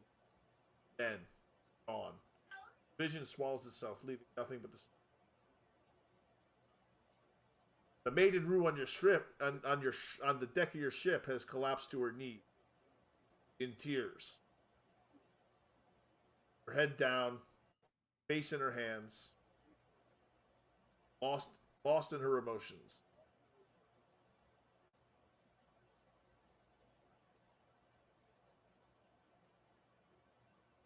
I'll walk over, kneel down beside her,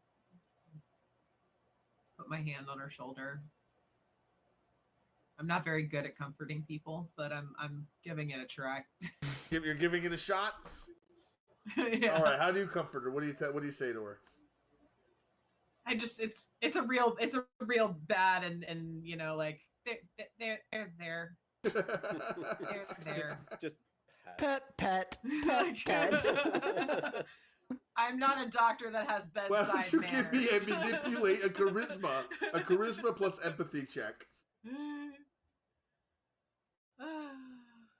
Oh, actually, I do have a lot of charisma. I feel like that's more Jake.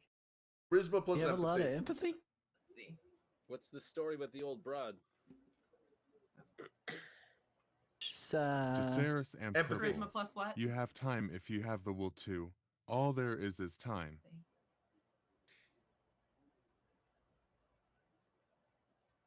thank you, guys. Okay, there's empathy.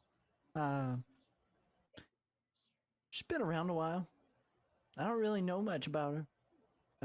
But I do know that she was very interested in this ship prior. Or at least had a passing interest. She kind of got stuck on here. I made a new friend, if get my drift. She weeps. She weeps as Evelyn tries to console her. You make that roll yet, or are you still waiting to? I made the roll? did, yeah. For Oh, it what was did. the yeah. There it is. All right, 4 successes. Very good. Yep. So you do manage to My console there her. was very effective. Your there was very effective, and she weeps and she kind of folds into your arms.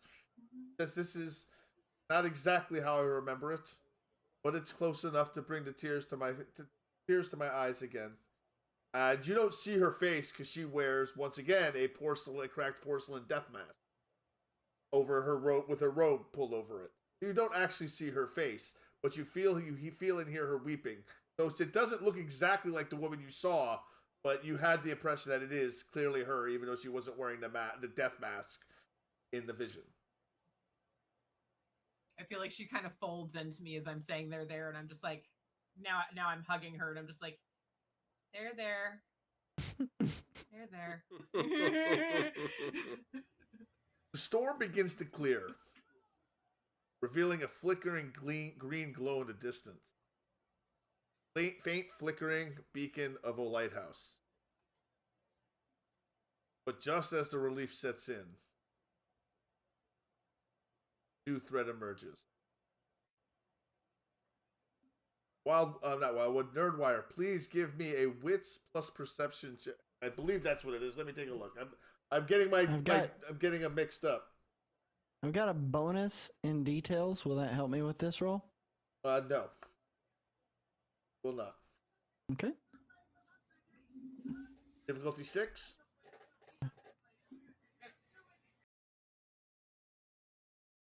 One, two, three. 3. 3 successes is more than enough. You really only need 1. You see cresting from behind you, leaving the storm, is a crimson chain ship. These guys again? The hierarchy Back is down the currently hatches! chasing I you. yell out at the crew. Sleek and shadow-bound is closing in. Its What? red-streaked sails cut through the storm like a knife. Its crew is visible as hooded figures on the bow, their eyes glowing with spectral light. Voice echoes through the tempest. His words are carried on the wind, taunting them. You cannot outrun your fate. You cannot escape what you are. The Black Veil belongs to the hierarchy. All right, so now we're in pursuit. Okay. Shoot. Okay. Do we need to roll for this on anything? You are going to roll. You're going to be doing a drive, a dexterity plus drive versus their dexterity plus drive, as they're going to try. So it's a contested roll. So the first group to get to 10 successes. Either you get to 10 successes and they get away. They get to 10 successes, they catch you. If you both get to 10 successes, you keep going until someone gets more successes. Can I do Weather Eye? Weather Eye. You would like to use Weather Eye. Yeah. All right, Weather Eye. So Is the level 1 power. Wraith constantly Mhm. attuned to the Tempest's local fluctuations and is usually providing awareness of nearby events in the Tempest. This allows the swift travel between two Shadowland. You may do that, but you would be leaving everyone else behind. So Well, you'd they be- so they would be. So if I do Weather Eye, I would be. It doesn't. So I'm confused over how this works. Then, essentially, this gives me a better idea of the weather conditions and would allow me to perceive. Oh, I'm if reading there the are any wrong. I'm reading the wrong shortcuts. power. I apologize. This allows swift travel between two locations. Doesn't cause instantaneous travel. I'm sorry. So make your perception plus Argos. Determines which Wraith perceives the Tempest. When the Wraith uses Tempest shortcut to speed Shadowland travel, the player spends one Pathos, rolls Perception plus Argos, difficulty success. Success reduces travel time. Do you want to reduce the travel? You're trying to reduce your travel time to the lighthouse? I'm trying to speed us up. Yeah. Okay. You may make the same roll. They're going to do the same thing, essentially. Okay, so they can. I They see. can, yes. I got all successes. All successes is 5. 5. Has 4 successes, but the Wraith arrives at a dramatically appropriate moment, even if her rival violates causality. All right, let's see how they do.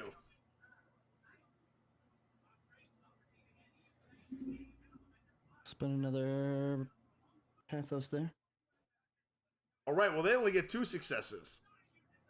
All right, so the ship, you find the fastest path. The ship just begins to rocket quickly, cutting through the Tempest at the fastest speed possible, completely losing the Crimson Tide ship, the Crimson Chain ship, completely losing it. But unfortunately, you almost come aground on an island Okay. with a large obsidian and I'll be reading this off. Hold on, let me actually read the actual description. It's just bypass something entirely. At the base of the Forgotten Lighthouse, in the eye of the shattered storm, you've arrived. The Tempest has gone silent. The beam of the lighthouse pulsing through the soul fog like a heartbeat. A tower of obsidian and soul steel beside you. What do you do? Jump down off the ship? They want this ship. I don't think that I let go of it. Well, they can't. Okay. Out of character moment. They can't just take it. They have to kill me for it, right? They have to kill you for it. So if we abandon the ship, They can't that's take fine. it. Yes. Would John realize that though? John I've doesn't. asked for John meta doesn't know. knowledge. John doesn't know that. You've asked for meta knowledge. Yeah, I realize that I've asked for meta knowledge, but I got no way to determine that really. I know what I want to do. I am going to hide inside of the ship, but I'm going to advise that they leave. I'm going to use inhabit. Assume the shell. Inhabit and assume the shell. Really? Yes. What page is that on? I just want to read it. I know what it does. I just want to double check. That is on page 173. That is which guild? Artificers? Yes. Assume the shell.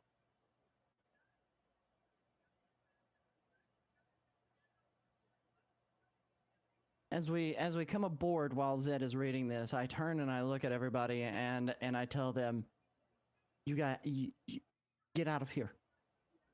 They're after me. They're after the ship. I just made friends with you. I don't want to lose you to whatever that nonsense is. Leave. Go on, guys. Go on. And I'm reenacting Old Yeller at this point. You said again. You've seen these guys before? What is this? Who are they?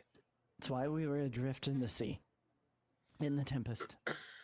It seems they're after the ship. I think. After the ship? What's so special about the ship? The leaky bathtub. What are we leaving our ride? You said go. You're gonna stay? You leave.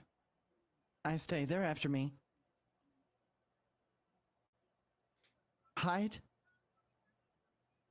Do something. But don't be near. Now you saved my life, or whatever this is, unlife. I'm not just gonna leave you. I don't They know may if I not can do find me. much against crazy mutiny on the bounty here, but I'm not just gonna run away. We got our Roman centurion over here. Now, Purple, you used Argos at such an effective power that you're pretty sure that they wouldn't be able to follow anyway. You went to warp 10 when they got stuck at warp. Okay. If that changes your calculation any, I don't think you had all the information that you. Let me give you the data. Yes, they've gone to Plaid. Okay. So let's I've let's. always done what was needed. We are all wanted, other that Saris. I am not abandoning you. You are my only hope for freedom.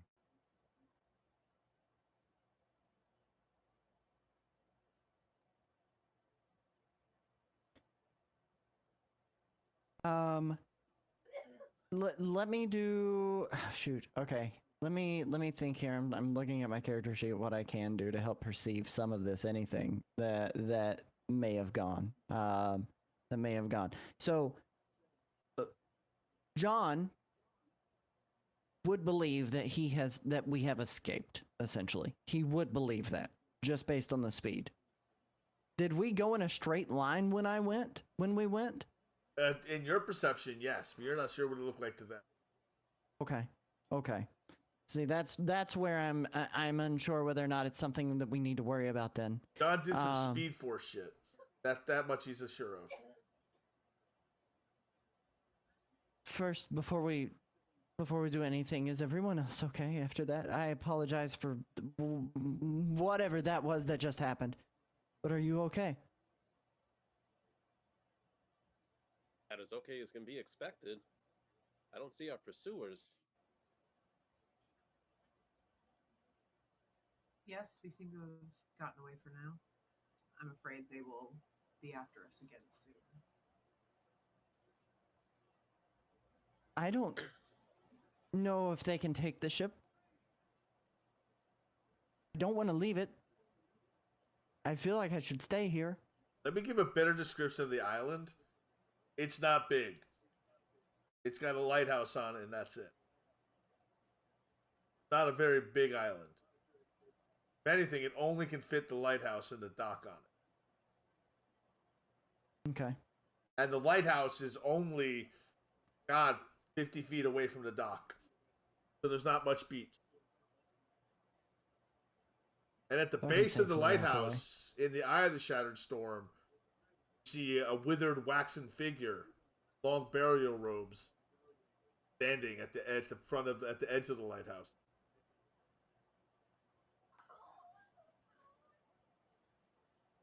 It seems worth investigating.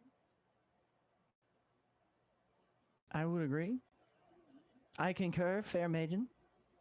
Sheath katana. Imaginary katana. Tips fedora. Uh-huh. I don't know if this is where we're headed, but it feels good to be standing still. Not going to be far from the ship, so I feel like we can walk away for a moment. I wouldn't mind getting off of the Tempest for a bit anyway, and at least stretching my legs. And as I do that, I kind of stretch up. My shirt stretches above my belly button as I stretch just a little bit, and you see my belly button and a little bit of hair that is unkempt underneath there. Wiggle my toes.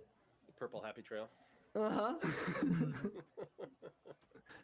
Are you wearing jeans and flip-flops? I am. As to where to go next, there is a place that may or may not exist, transcendence, where you can go on from this world and move on to be with others who did not go here on death. It was spoken of even before my time.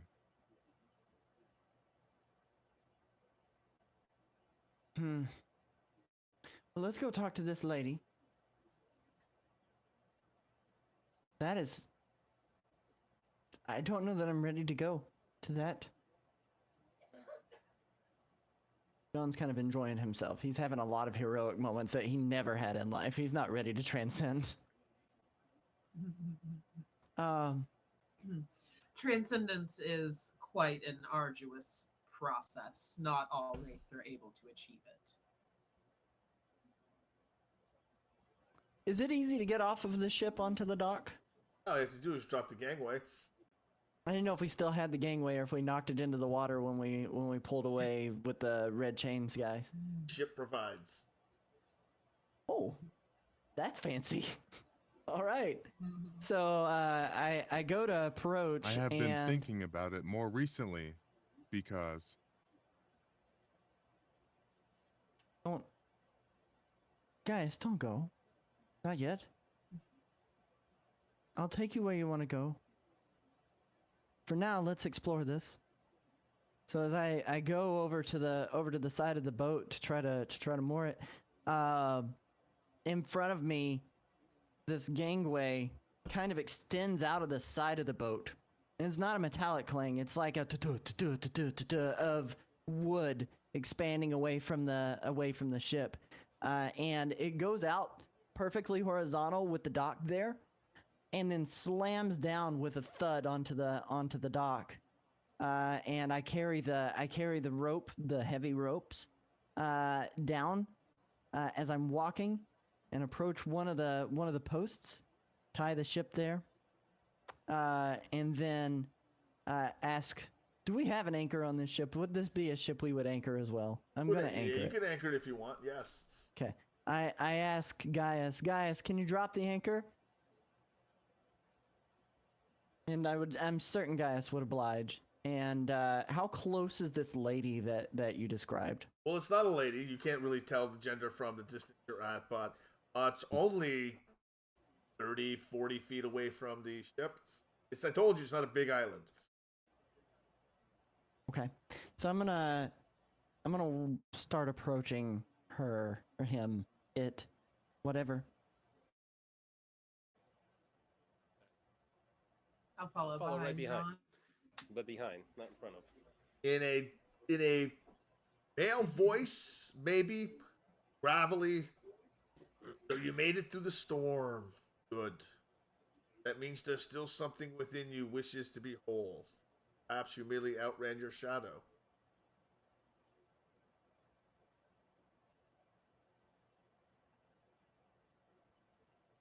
I don't understand what you mean about being whole. Stand at a turning point. Call it sanctuary. Some call it illusion. Go, no, you can't be on here. You're in your underwear. I love you. Goodbye. Not demonetized. I love you. Goodbye. Sorry, Zed. I call it clarity.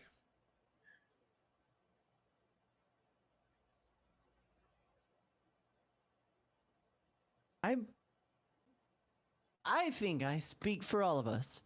I gesture to my friends when I say, we would like some clarity, please.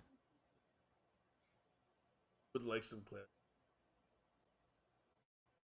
What names still cling to your... I am John Purple. One thing you notice about this is not a wraith.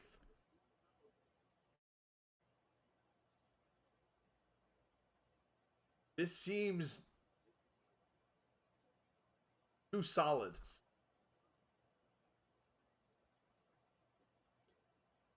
Is this Skinland stuff? And don't give it to me. Don't answer. Can I? So I want to do some sort of wits with details check to see if John can figure out what this is. All right, give me a wits plus perception, and you can use details check to see if you can pick up any detail.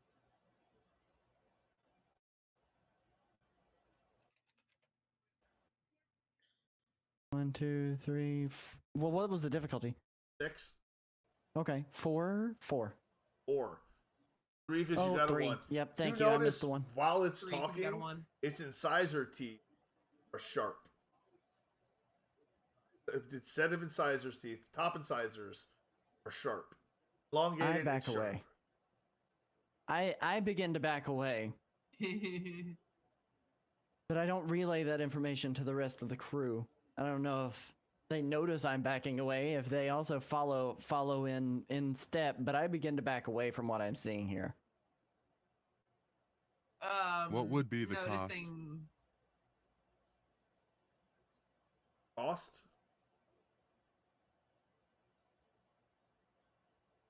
There's no cost. I often ask for something in return, but it is not. Clarity is not contingent on paying me anything. I do ask for a pittance. Taste of your corpse. That's all I ask for.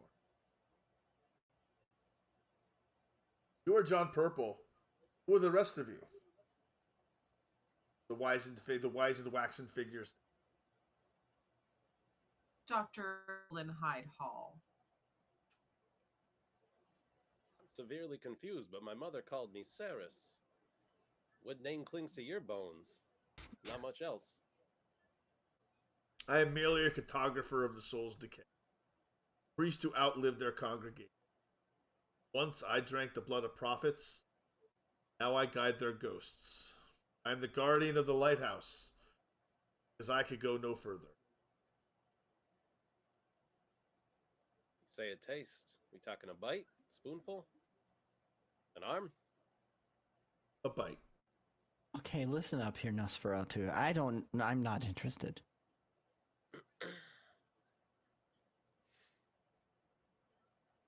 What can you tell for a bite? What are you doing? Figuring out what I can. I'm an investigator. If this is the only lock, I mean, maybe I have a key. I don't need all 10 fingers. Key. Yes, and that key you have is a lantern for the lost. Wound in the world that bleeds light instead of... You're not the first to wash up here. Won't be the last. Some come seeking transcendence. Have knowledge to help guide those upon looking. Lighthouse serves as a beacon. Beginning of a journey.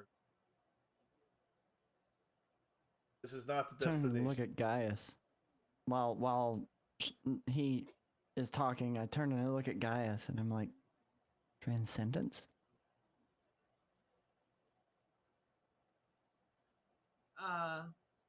Evelyn adjusts her glasses for a moment. She goes, what if those of us who do not seek transcendence?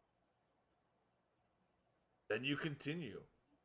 Eat into the tempest, fight your shadow, linger until even oblivion forgets you. One day you are nothing. Transcendence, final echo of a soul in harmony with its... No escape, not reward, alignment. Death of false longing. I think someday I'd like to return for those directions, but not at this time. I have friends to assist. He called me his friend.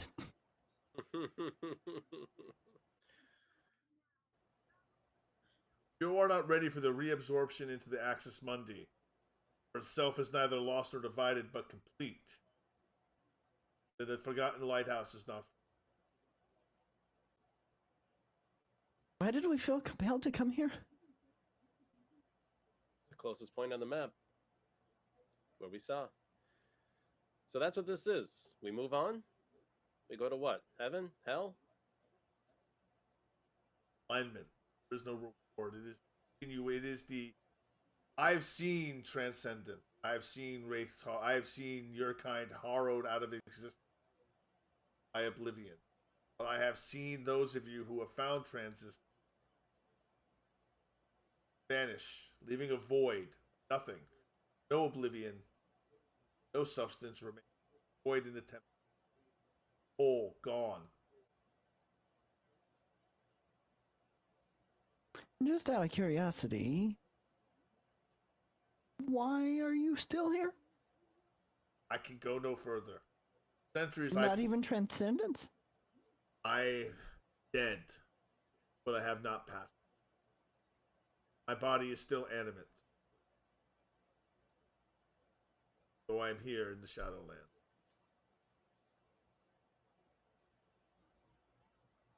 Like kindred and stuff, their spirits stay in the Shadowlands while their mortal body is animate.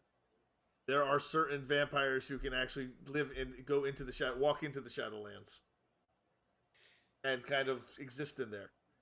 So, That's cool info. the way Nerdwire is talking about using his ability. So, do I have recollection of the abilities that I somehow have? Can I just use them?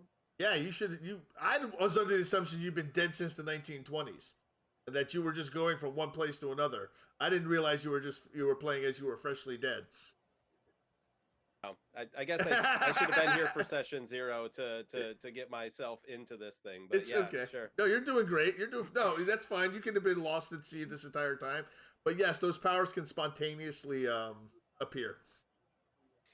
I've just been spontaneously manifesting them for me. Yeah, time is kind of irrelevant in the Tempest. So you know, you may have been here since the 1920s and just not realized it. All right. I'm gonna use my fatalism. I'm gonna my kismet on the figure here. All right. Perceive their place in fate's design and their connection to death. It's the art of reading death marks, the signs that pretend a mortal's imminent demise or reflect the manner of a Wraith's death. Can also reveal the subject's importance in fate's grand tapestry. All right. So that is Kismet. Yep. All right. I just need to read. So roll your perception plus fatalism.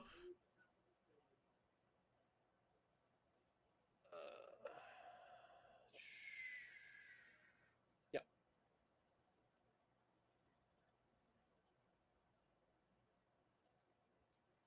Two successes. All right. So the manner of the subject's death, exsanguination. And That's with a familiar term. yep, exsanguination. That is the subject's death. You didn't get quite 3, so you didn't get the approximate cause or death's approximate cause is obvious. You know the manner of the death. Don't know the cause. Any additional successes reveal more detail of their death circumstance. But the figure before you died of exsanguination.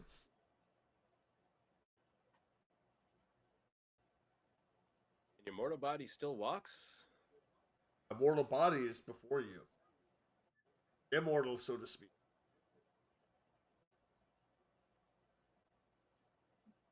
Fascinating. Walking dead, physical form, in the place of the dead.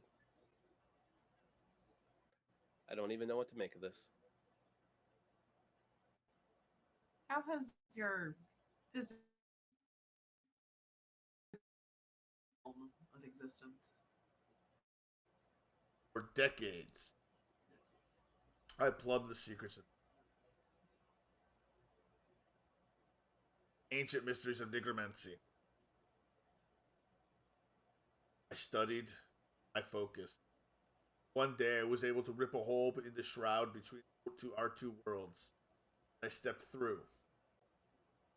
In my arrogance, I thought I'd be able to do it the other way. Up in the... I've wandered these lands for no idea. Existing on the very small amounts of Wraith corpus I can find. In my journeys, I entered the Tempest. I found this place.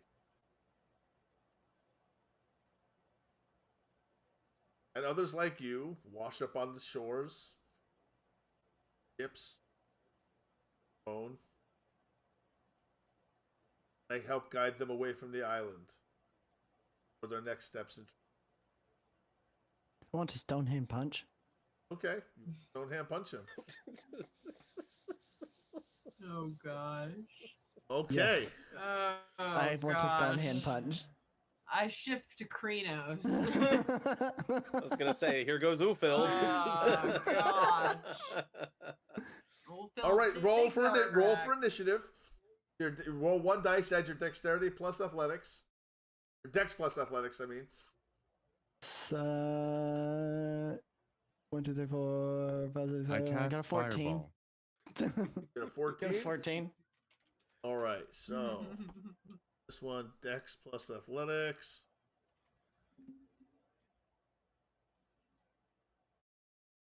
Got a 13. All right. Okay, so you want a stone hand punch. Yep. All right, so he has no idea the stone hand punch is coming, so he's just going to continue talking.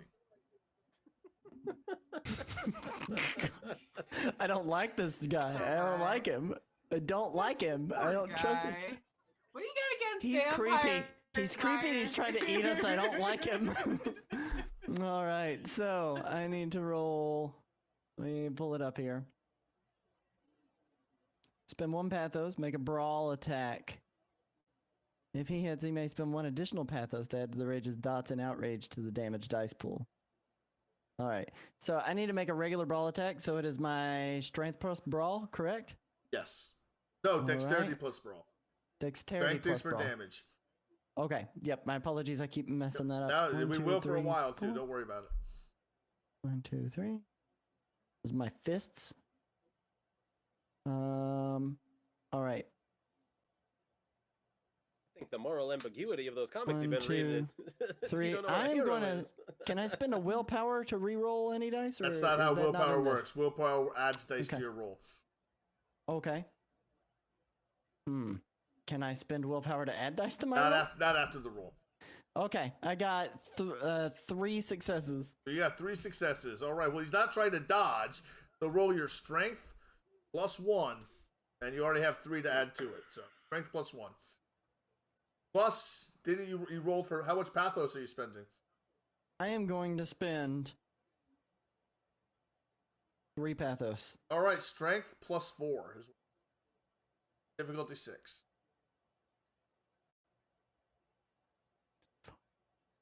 Whoops! No, that's not. That Roll was again. my roll. Roll again. I misclicked. Plus 4. Yep. Difficulty 6.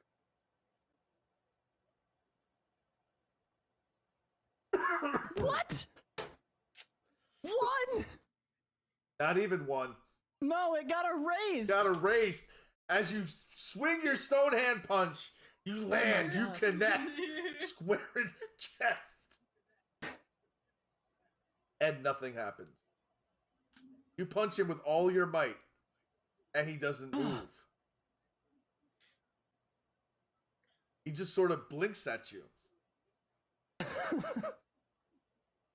But you feel the realness of him as your knuckles brush against something real. Something solid, something that doesn't belong here. And on his turn, which is his turn now, No. you did absolutely nothing to him. This is so bad. Dr. Evelyn Hall got a wild look of shock on her face when John just randomly punched this guy, and she's just kind of like taking a couple steps back, like, whoa. So he is Purple, spending an I don't think you know action. what a hero is. He is spending a willpower to abort his action of not doing anything. So he lost the willpower. Now he's taking an action. He is making eye contact with you because you just punched him in the chest. And he just looks at you. Sit down. And you are going to make a resolve. Not a resolve. I'll tell you in a second. But I'm going to make my roll first. Okay. So I'm guessing he's a Ventru. Oh my Oh god. my god. 1, 2, 3, 4, 5. Make a willpower Yeah, no. roll. Lasombra had some mental Yeah, stuff too. I need to make a willpower roll. What do I need to Sombra roll? was with spirit, You need specifically. 6s. Roll 6s. You're looking for more than 5. Okay. So I spend willpower to roll. Roll, yes. That was no, ill-conceived. you're rolling your willpower. Number of willpower okay. dots. I Yep. understand. I think you better listen to what this guy Who? says. 1, because the 1 takes away.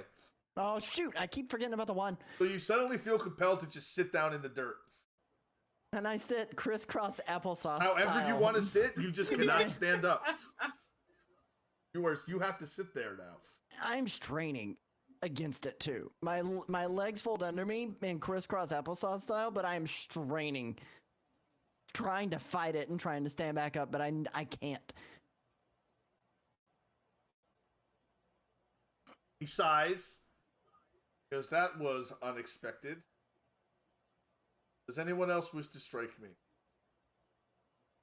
You said No, you give please. assistance. Just information on transcendence or anything else? Also, do no. You're eating people. I think if he wanted to, he could eat us. He's asking. He's offering. I am not young nor foolish. I know I'm not going to tussle with whatever he is, because I think he's more real than us. Where should we go? I got a map. Where should we go?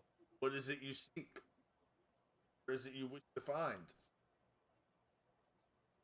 Something that reminds me of where I came from, and not some godforsaken rock in the middle of a storm. Looks to Gaius. You are neither young nor foolish, said Shuri. You be older than I am. He looks to Evelyn. It is clearly a he at this point.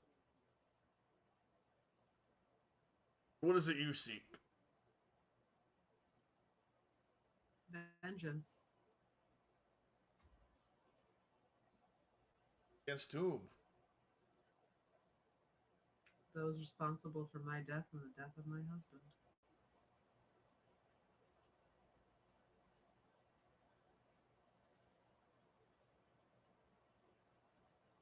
Smiles. What was the manner of your death? Your husband's the manner of your death. We were conducting a routine experiment. And suddenly everything went wrong. Now our forms are merged. We exist as one.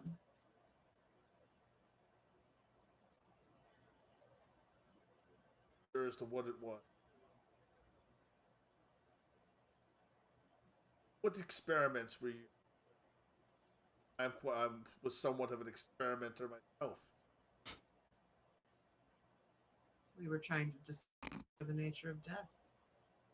John Where we go recognizes after the we line. die. It's the Green Goblin.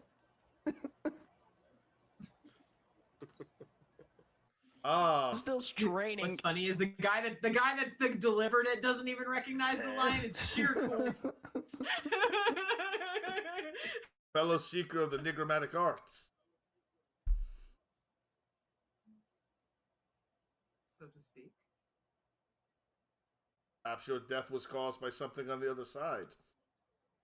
I have often discovered that your kind is often angry with the living, often seeks vengeance from the other side.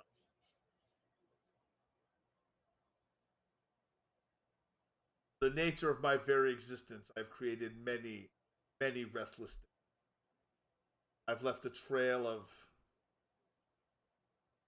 unrequited, unfulfilled lives behind me. I understand the need for vengeance that often comes. He looks to John. You can stand now.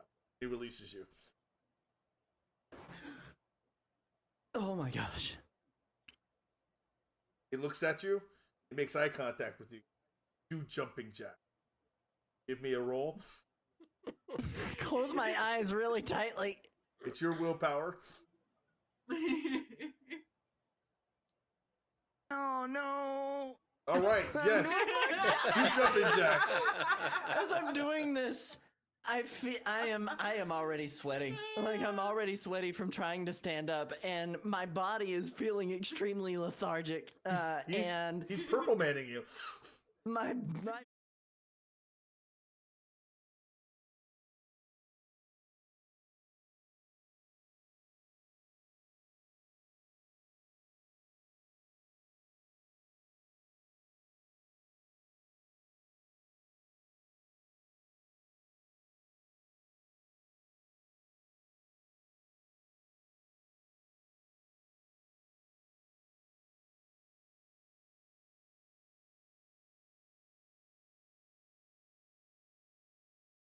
causing his pants to fall even further to his ankles. Felt that he needed to say this.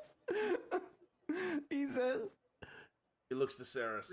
Really didn't need to know that John was a tidy whities man. Just "Oh, saying. he is. He is absolutely a tidy whities man." Eddie Yellows, baby. The waistband is frayed and sagging. And he doesn't need to look like this. His This is name's his written own on the choice. band with a Sharpie marker. This is exactly his choice.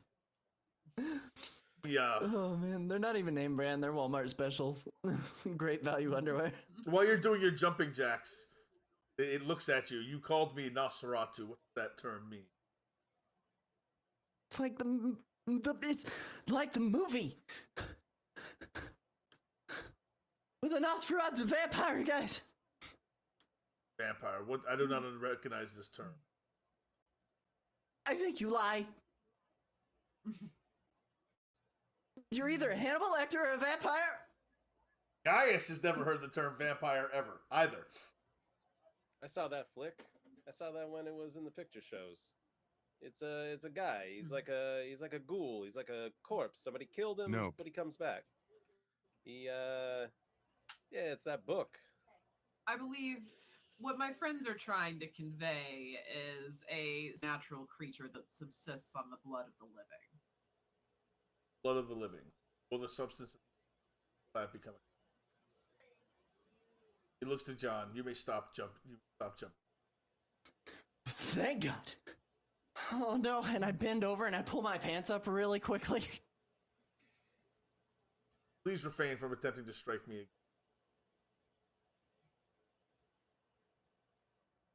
I'll have you know I'm a hero. But I won't. Come this way. Seems like good advice. I could lead you. He points to the lighthouse. I can lead you on your first steps towards transcendence, or I can see you on your way.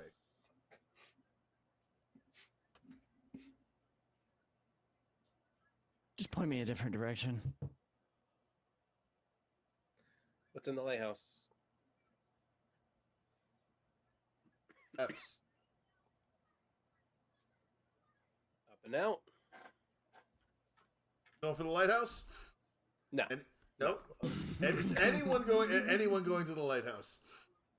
I don't trust him. This is an interesting moment because I think Jake might, but Evelyn would not. She's too set on finding what killed them. Give me a wits plus academics with metaphysics.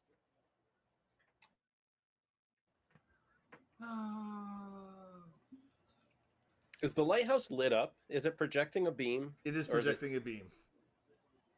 Uh-oh. I don't know what my target was. It's 6. but that's not great. 1. One success.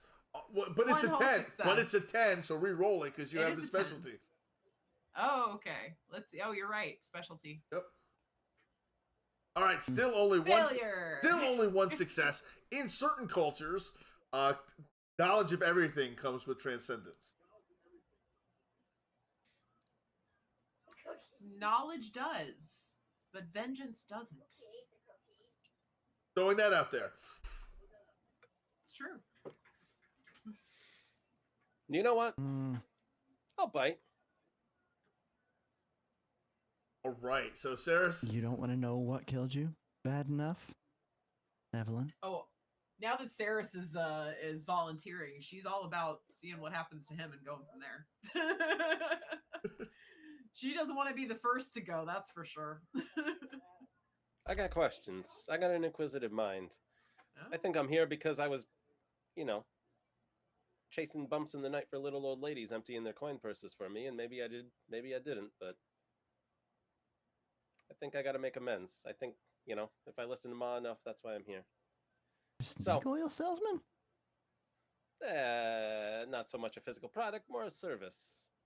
Sometimes I did solve problems. Sometimes I let people believe I solved problems. The figure turns to you. Explain. Well, in I guess if I'm going to say it appropriately, my time and age compared to the other fellows here. Uh, Spiritualism, all the rage.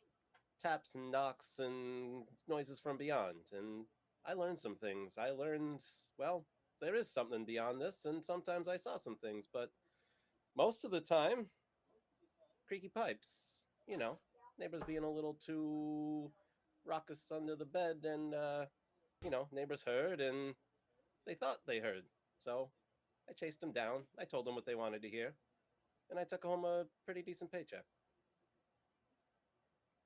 Wasn't always honest, but who is? What did you do, Mr. Bloodsucker? I was a priest. In ancient Cappadocia. Ancient now. Ancient before I even entered this so very long ago. I was a priest. And much like you, I solved people's problems on the other side. I've studied the dead since I was young. Taken as a slave, as a boy, and made a eunuch. Brought into the priest. Studied to death ever since I lost my manhood. They took my Took your what? Favorite chicken. Just making sure. He sings high, is what he's saying. He took it from me. Then my sire, seeing me, seeing my knowledge, took my life. A second. I have wasted it. Now all I can do is guide people to the lighthouse. Why don't you go yourself? Where? Where am I to go? Into the lighthouse on the first steps of transcendence? I still don't understand. Transcendence is not for me.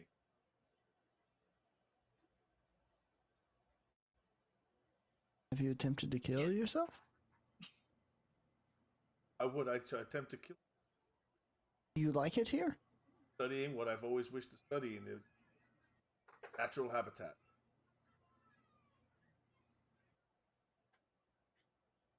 John's satisfied with that answer. He stops his third degree. Do you believe that you would cease to exist? Are you the undead creature lacking a human soul, merely animated by your psyche? If I could leave, I would. I would get on your ship,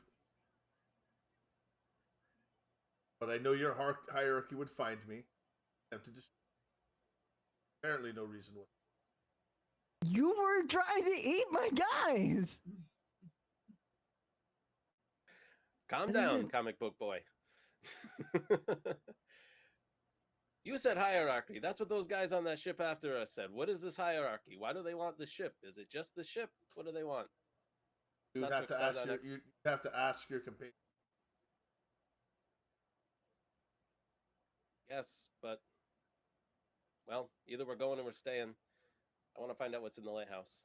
What do you need? You said a bite. Your arm, please. The whole thing? Let me see. Penny a pound. Takes your arm and he pulls your sleeve up. And he brings it to his mouth and he opens it and he bites into your corpus. And he loses one corpus as he absorbs it. Ah. So it's basically one health. Corpus being your health. And he takes it from you.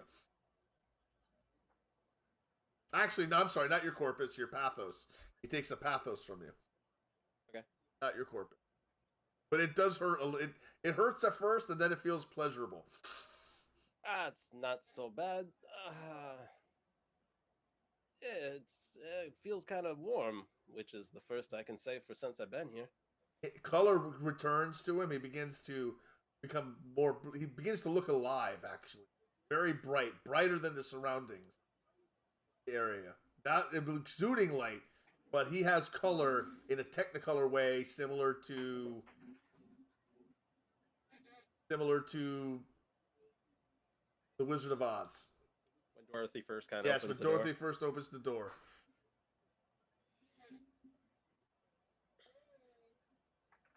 That's impressive. Thank What do you. you get from that? Sustenance. Meager amount Make of anything sustenance. from me other than that? No. What did I lose? That's not blood.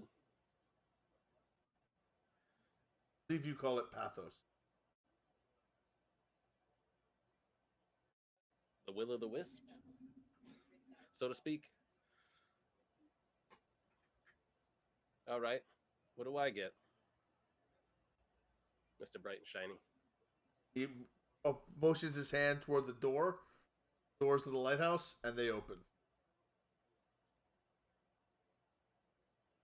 Where'd he bite? On the arm. Upper and the forearm. I imagine on the forearm. All right. Well, I head on up. I'll let you guys know what I find if I come back. All right, we're gonna wait till we come back from ad break before we go into that description. Is anybody else going with Saris?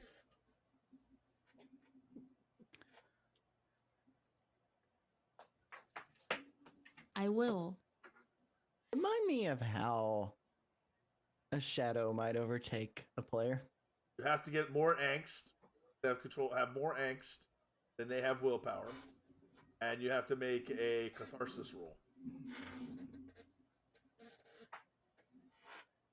Where no one's near ready to be taken over just yet. As Right. much fun I as was that just would be. curious. Yep. I know what you're plotting, Nerdwire. I know what you're plotting. He's trying to be a hero within other players. It's time to I use won't that let you gun. go.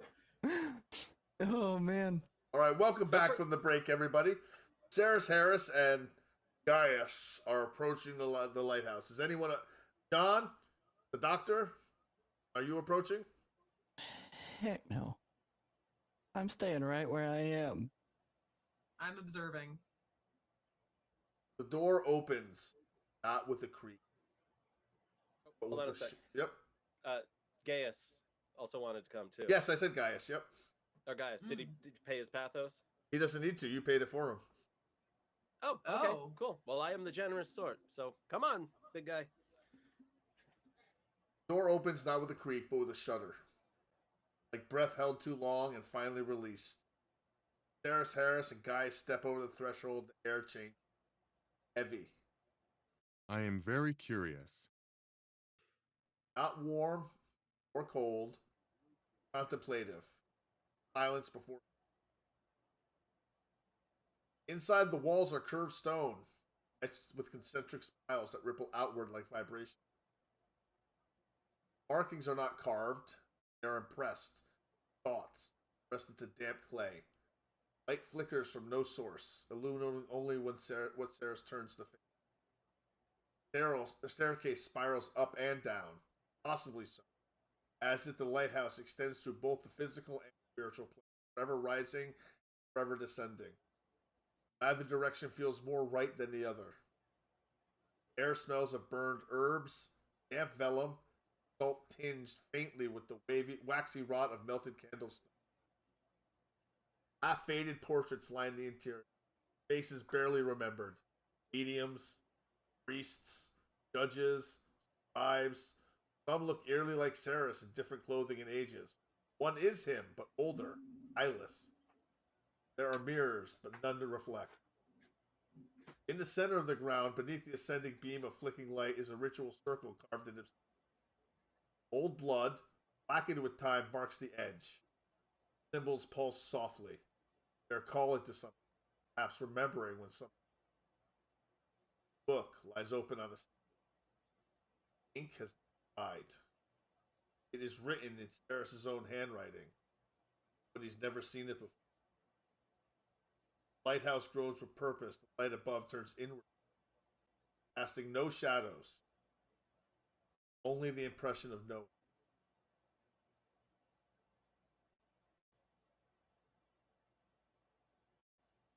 What do you do? Read the book. The book is written, like as I said, the book is written in your own handwriting, and it's your life, except it's not. The details are the same, but the context seems foreign, different, as if it's someone else's life that they're remembering through someone else's memories.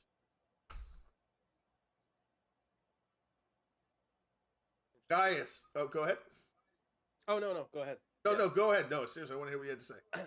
Oh, I just said interesting. I'm just Oh. turning back through the book, and it's Alien. Gaius, when you look at the pictures, you see, instead of Saris Harris, you see yourself in many of the different ones. Not dressed as different soldiers, but dressed as the judge, as the medium, as the scribe, as just different archetypes in this tower.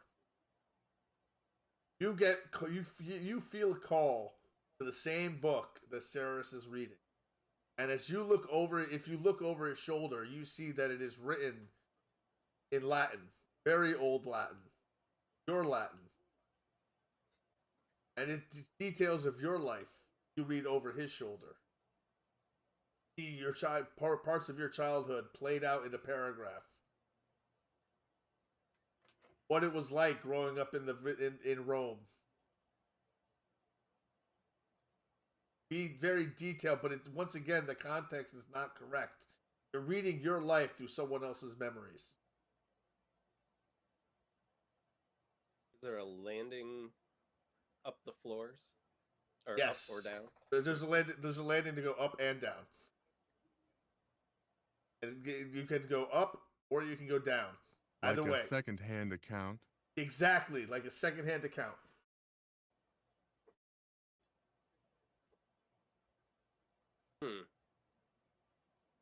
You getting what I'm getting? It's third person, my life. I think I'm gonna go a floor up. I think I'm gonna take a look. I what's think up there. so, Brain. You want to go down? I'll go up. Up sounds good. All right, come on. Go up to the next floor.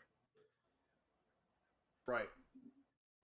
As you at a certain point in your exploration, a light above you changes as you march toward the second floor. Instead of casting outward, the lighthouse begins to shine downward into it.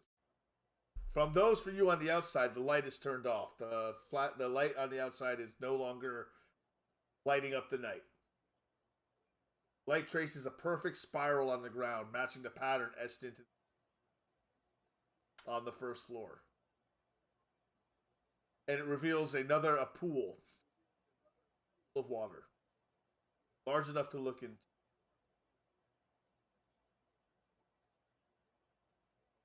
Spiral. Light traces this perfect spiral on the ground, matching the pattern all the way. The same spiral is reflected in the water pool as a whirlpool swirls inside. Give me a wits plus enigma test, both of you.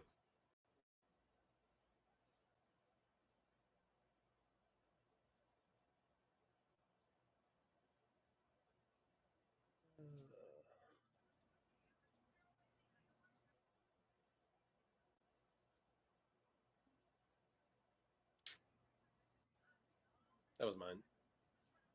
So nothing. Nothing, no successes. Oh no, you botched actually. Oh, okay. I don't even know how to do this as a botch. So we're not going to. You just you stare and you wonder at the meaning of the spiral, and you're lost. You're contemplating, and you can't find any center. You're not finding any kind of commonality. Almost, and you have the exact same feeling. You're both staring into this pool, into this spiral, into this depression, and you each gain an angst as you can't quite grasp what is being said to you here. I try again. Yes, you may try again.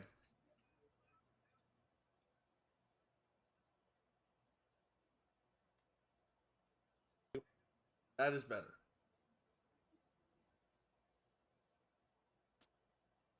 Transcendence, you get a sense words begin to appear in the water. Transcendence is not about escape, it's about integration. Light doesn't shine on the world, it shines on the soul.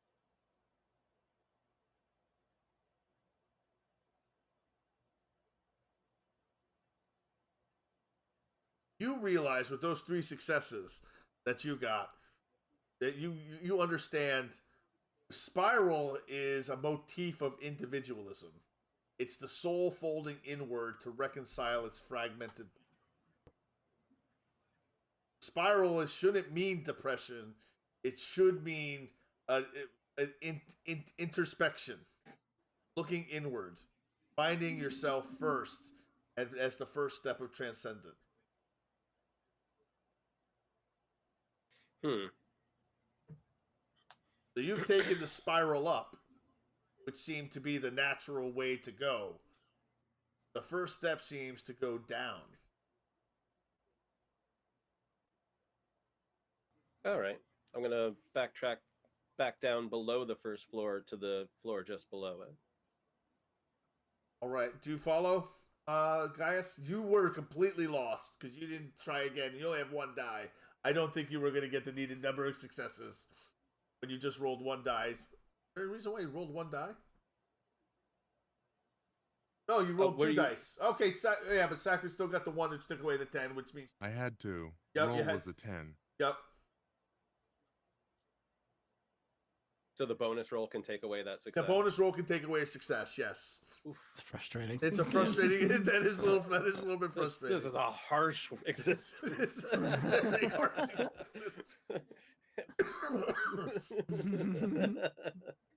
Yes, Diane was the I easy follow. part, boys. Yeah, right. All right. You follow him down the steps. An open tome rests on a lectern near the center of the structure. Ink is fresh. Each of you who look at it sees a different page, each containing a piece of writing that never finished in life. Letter never sent, a journal entry never completed, a confession never made.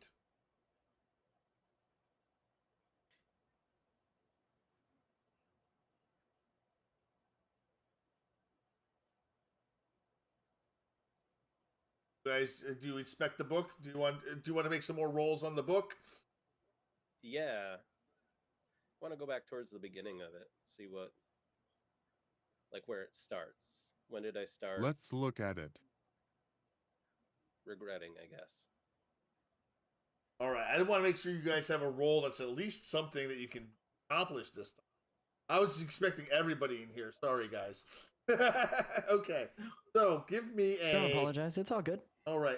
This time we're going to need an intelligence plus enigmas. That might not be great for everybody.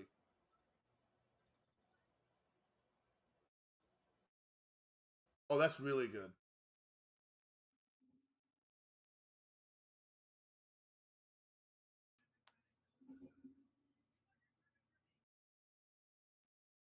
Do I reroll 10? No, that's only certain. That's only when you have a specialty. Yep. Okay. All right, 6. So at least both got 1 success. So the clue that you glean from the book is the unfinished becomes a barrier to transcendence. Soul carries not just regrets, but drafts of itself it's afraid to complete. You need to finish things that you started in death. You need to complete them before you can transcend. Your unlife needs to be whole.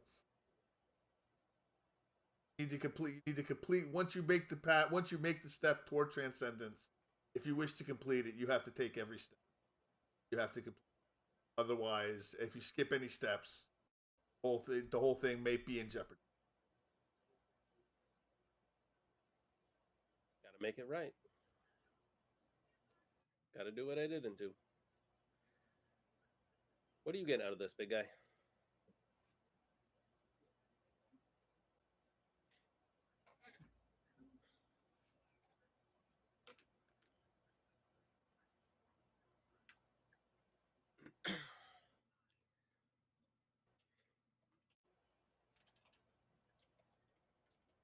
that I need to finish things. Yeah, same. Gotta. You want to go get those guys, or you want to? You want to keep looking in this thing? I think I get the idea.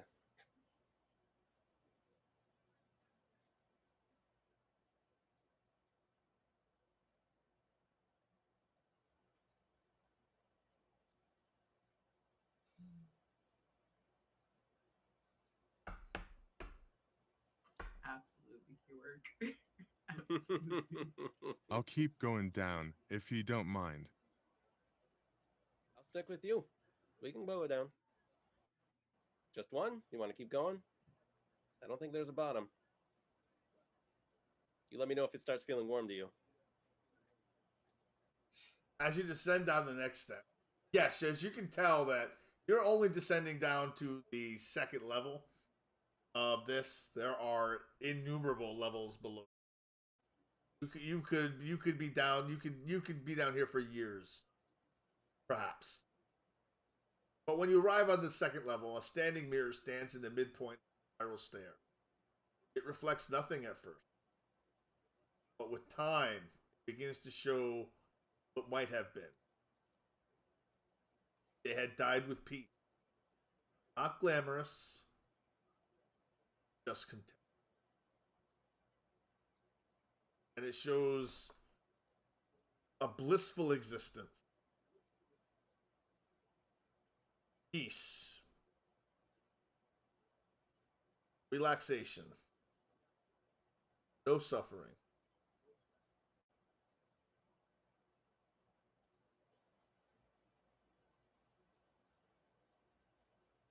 No boredom. Just exist. Contentment all time. This is what you see reflected in. Big old dose of satisfaction. If you want to stick around, I think I got the idea. I'm gonna go tell those guys what I found, and I think that bite was worth it. I think I shall go up as well. All right. You guys found the mirror of Iraset, I'm just saying. It shows our parents really much older than they should have been. All right, as you arrive back, as you go up your flights of steps, and you leave, what have you two been doing? Have you just been twiddling your thumbs, or have you been asking questions of the Guardian, Gate of Forever, the Edge of Forever? I feel like Evelyn's been doing her best to make small talk with John and the Guardian. Just, she's curious. Get some information. Why not? The Guardian seems to be very adept at small talk, and it looks to actually be happy to be performing it. I was going to say, he probably hasn't had anyone to talk to in a really long time. I have zero interest to talk to the Guardian. Let me just make that very clear. And I mean, Evelyn's fascinated. Like, vampires are real? Cool. Yeah, tell me all about it.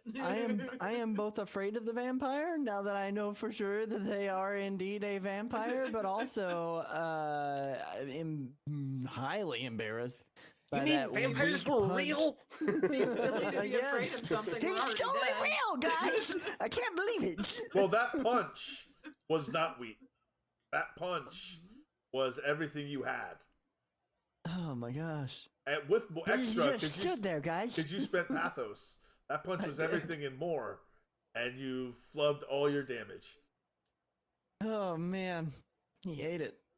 He ate it. As they walk out, Vampire. the light turns back on and begins strobing again. And this is exactly where we are going to call it. Right here. I'm going to dismiss these. I'm going to snooze these ads. And I want to ask let me ask everyone, did everyone have a good time tonight? Oh yeah.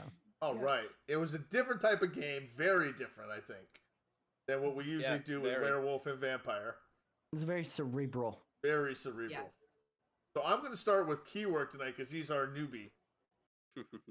I want to ask you what you liked, and I want you to think about what you didn't like because I need to know. Wraith is different. Wraith is weird. What didn't work Wraith- for you? And what your favorite role play was, and what your favorite scene was. I think well, first of all, I'm going to work backwards. So the favorite scene was definitely seeing the presentation of the idea of what transcendence is supposed to be. I love that. That was awesome, Zed. That was great. And kind of working backwards still, the role play with the vampire. I love that introduction that it's a physical corpus of a supernatural being in the shadow realms. It's you never read the Night Watch books, did you? No, I The haven't. Russian vampire, not vampire, more magic. Anyway, but that was awesome. I love that, and I love the. Is that a Lursambra or is that It's a Cappadocian. a Cappadocian? Okay, Cappadocian from the Dark That's- Ages. Not quite a Giovanni. It's a real elder vampire. I was gonna say, but that was fun. I actually like.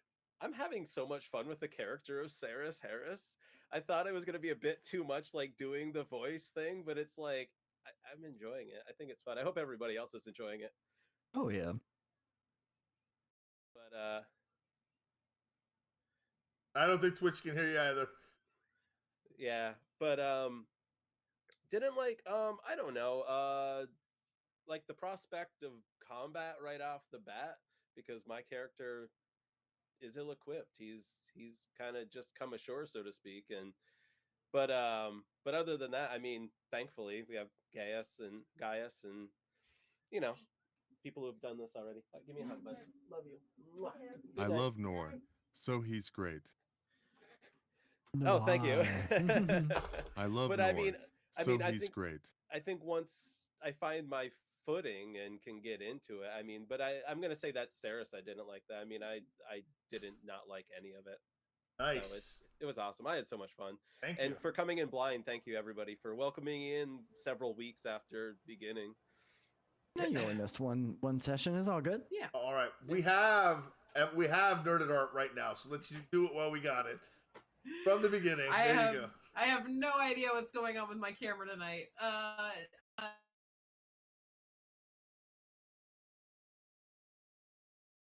Yeah, had a great. I'm sorry if I didn't chime out. Spent the whole day gardening, and so I have kind of a headache now, and I'm a little low energy. But I feel it's kind of appropriate for Evelyn. Last session,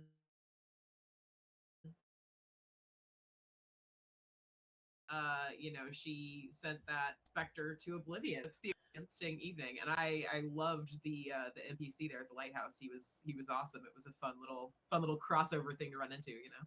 Excellent. I'm glad that worked out for you.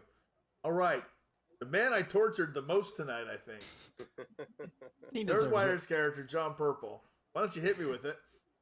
I don't know. John deserves it. He really does. I was trying to have another little heroic moment for John to get rid of this vampire who seems to be just like spitting lies because I didn't trust him. I was like, I mean, he's just gonna try to eat us. I don't want to get eaten. So that's all John really knows of vampire lore is, we're gonna get turned, and I didn't want any of that to happen to us. I didn't know how that would affect us in the Shadowlands, but no, like I did really like the bit of crossover there with the greater world of darkness. I think it's important to kind of ingrain it. It is a very cool piece. I don't want to sound like a broken record, but it's a very cool piece of information. Even though I myself am not a vampire in your regular games, I've interacted with one in your regular games as a werewolf, and I think that was really, really cool. I really liked your descriptions of all of our visions too. Like those were very good and very real. And the entire time I was on the edge of my seat waiting for what Saris's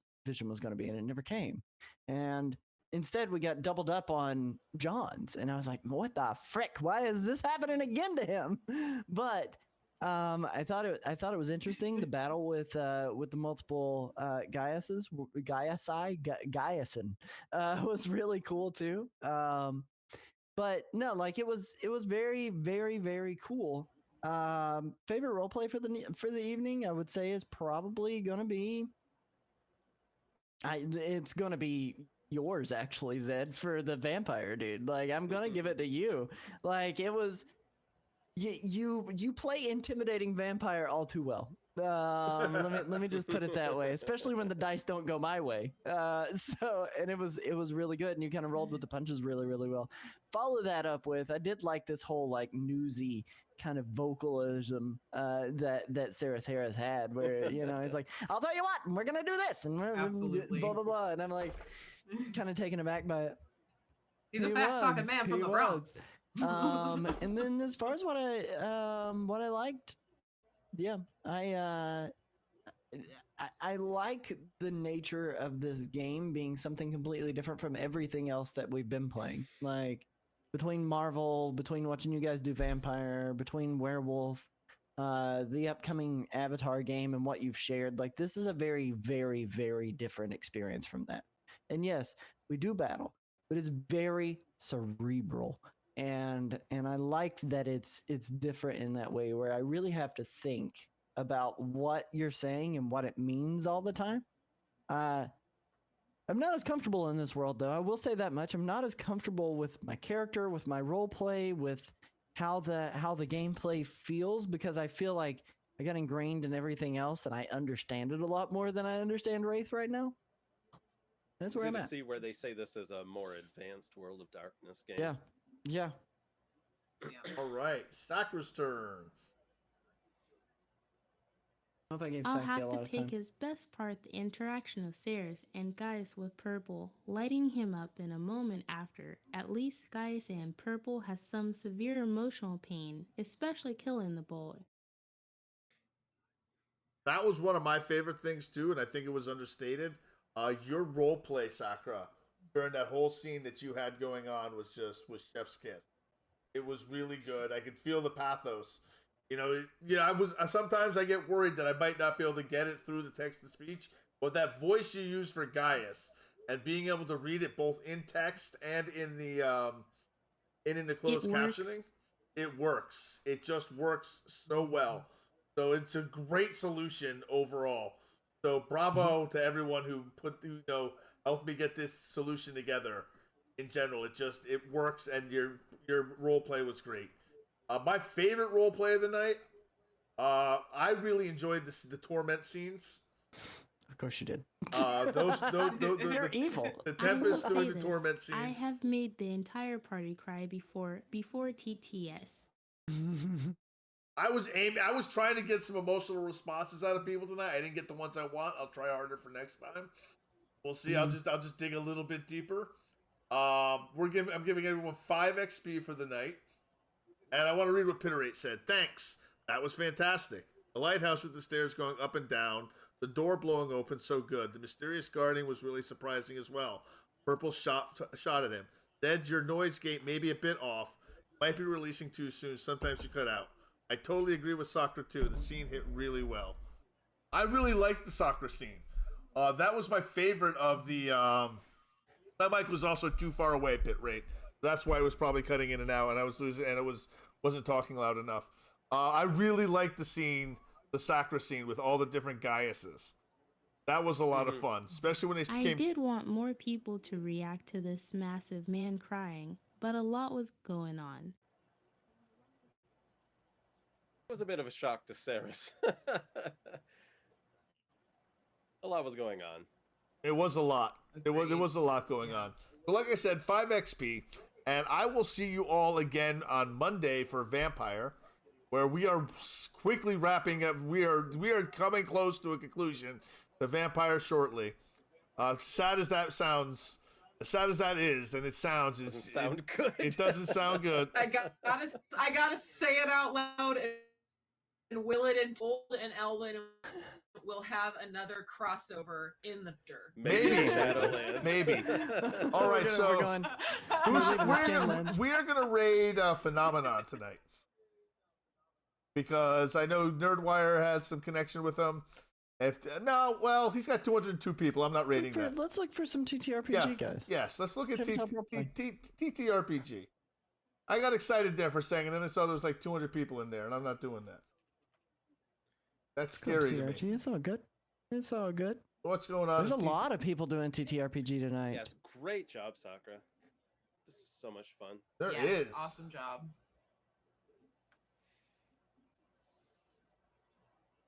I am looking at what all. Well, there's a person with a ship on their thing, but Thank you. it's Spanish. D&D time, Japanese, D and Diablo.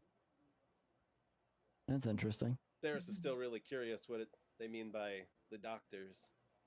Two people. Mhm. Let's go see the Neon Swamp. They're playing We get to find Alien. out Oh next yeah, session. dude, that's cool. All right, so we're gonna go raid the Neon Swamp.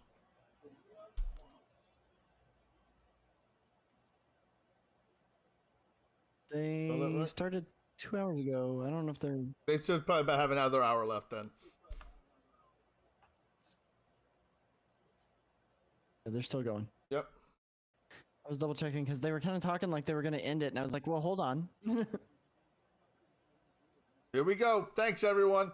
Peace. Bye.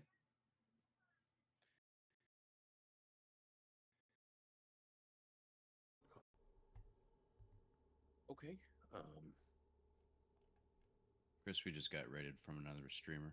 Woo! Commodore Zed with a party of 13? Holy fuck. God damn. Well, welcome, viewers. Thank you. Diggity damn. We're playing some Alien RPG, playing the Colonial Marine campaign. Nerdwire plays. Thank you. Thank you for joining us. Yeah, so he's like, oh, yeah, I work in one of the shops outside the corporate center. Okay. Hey, Tagar, he's up. Seems to just run a shop, so we want to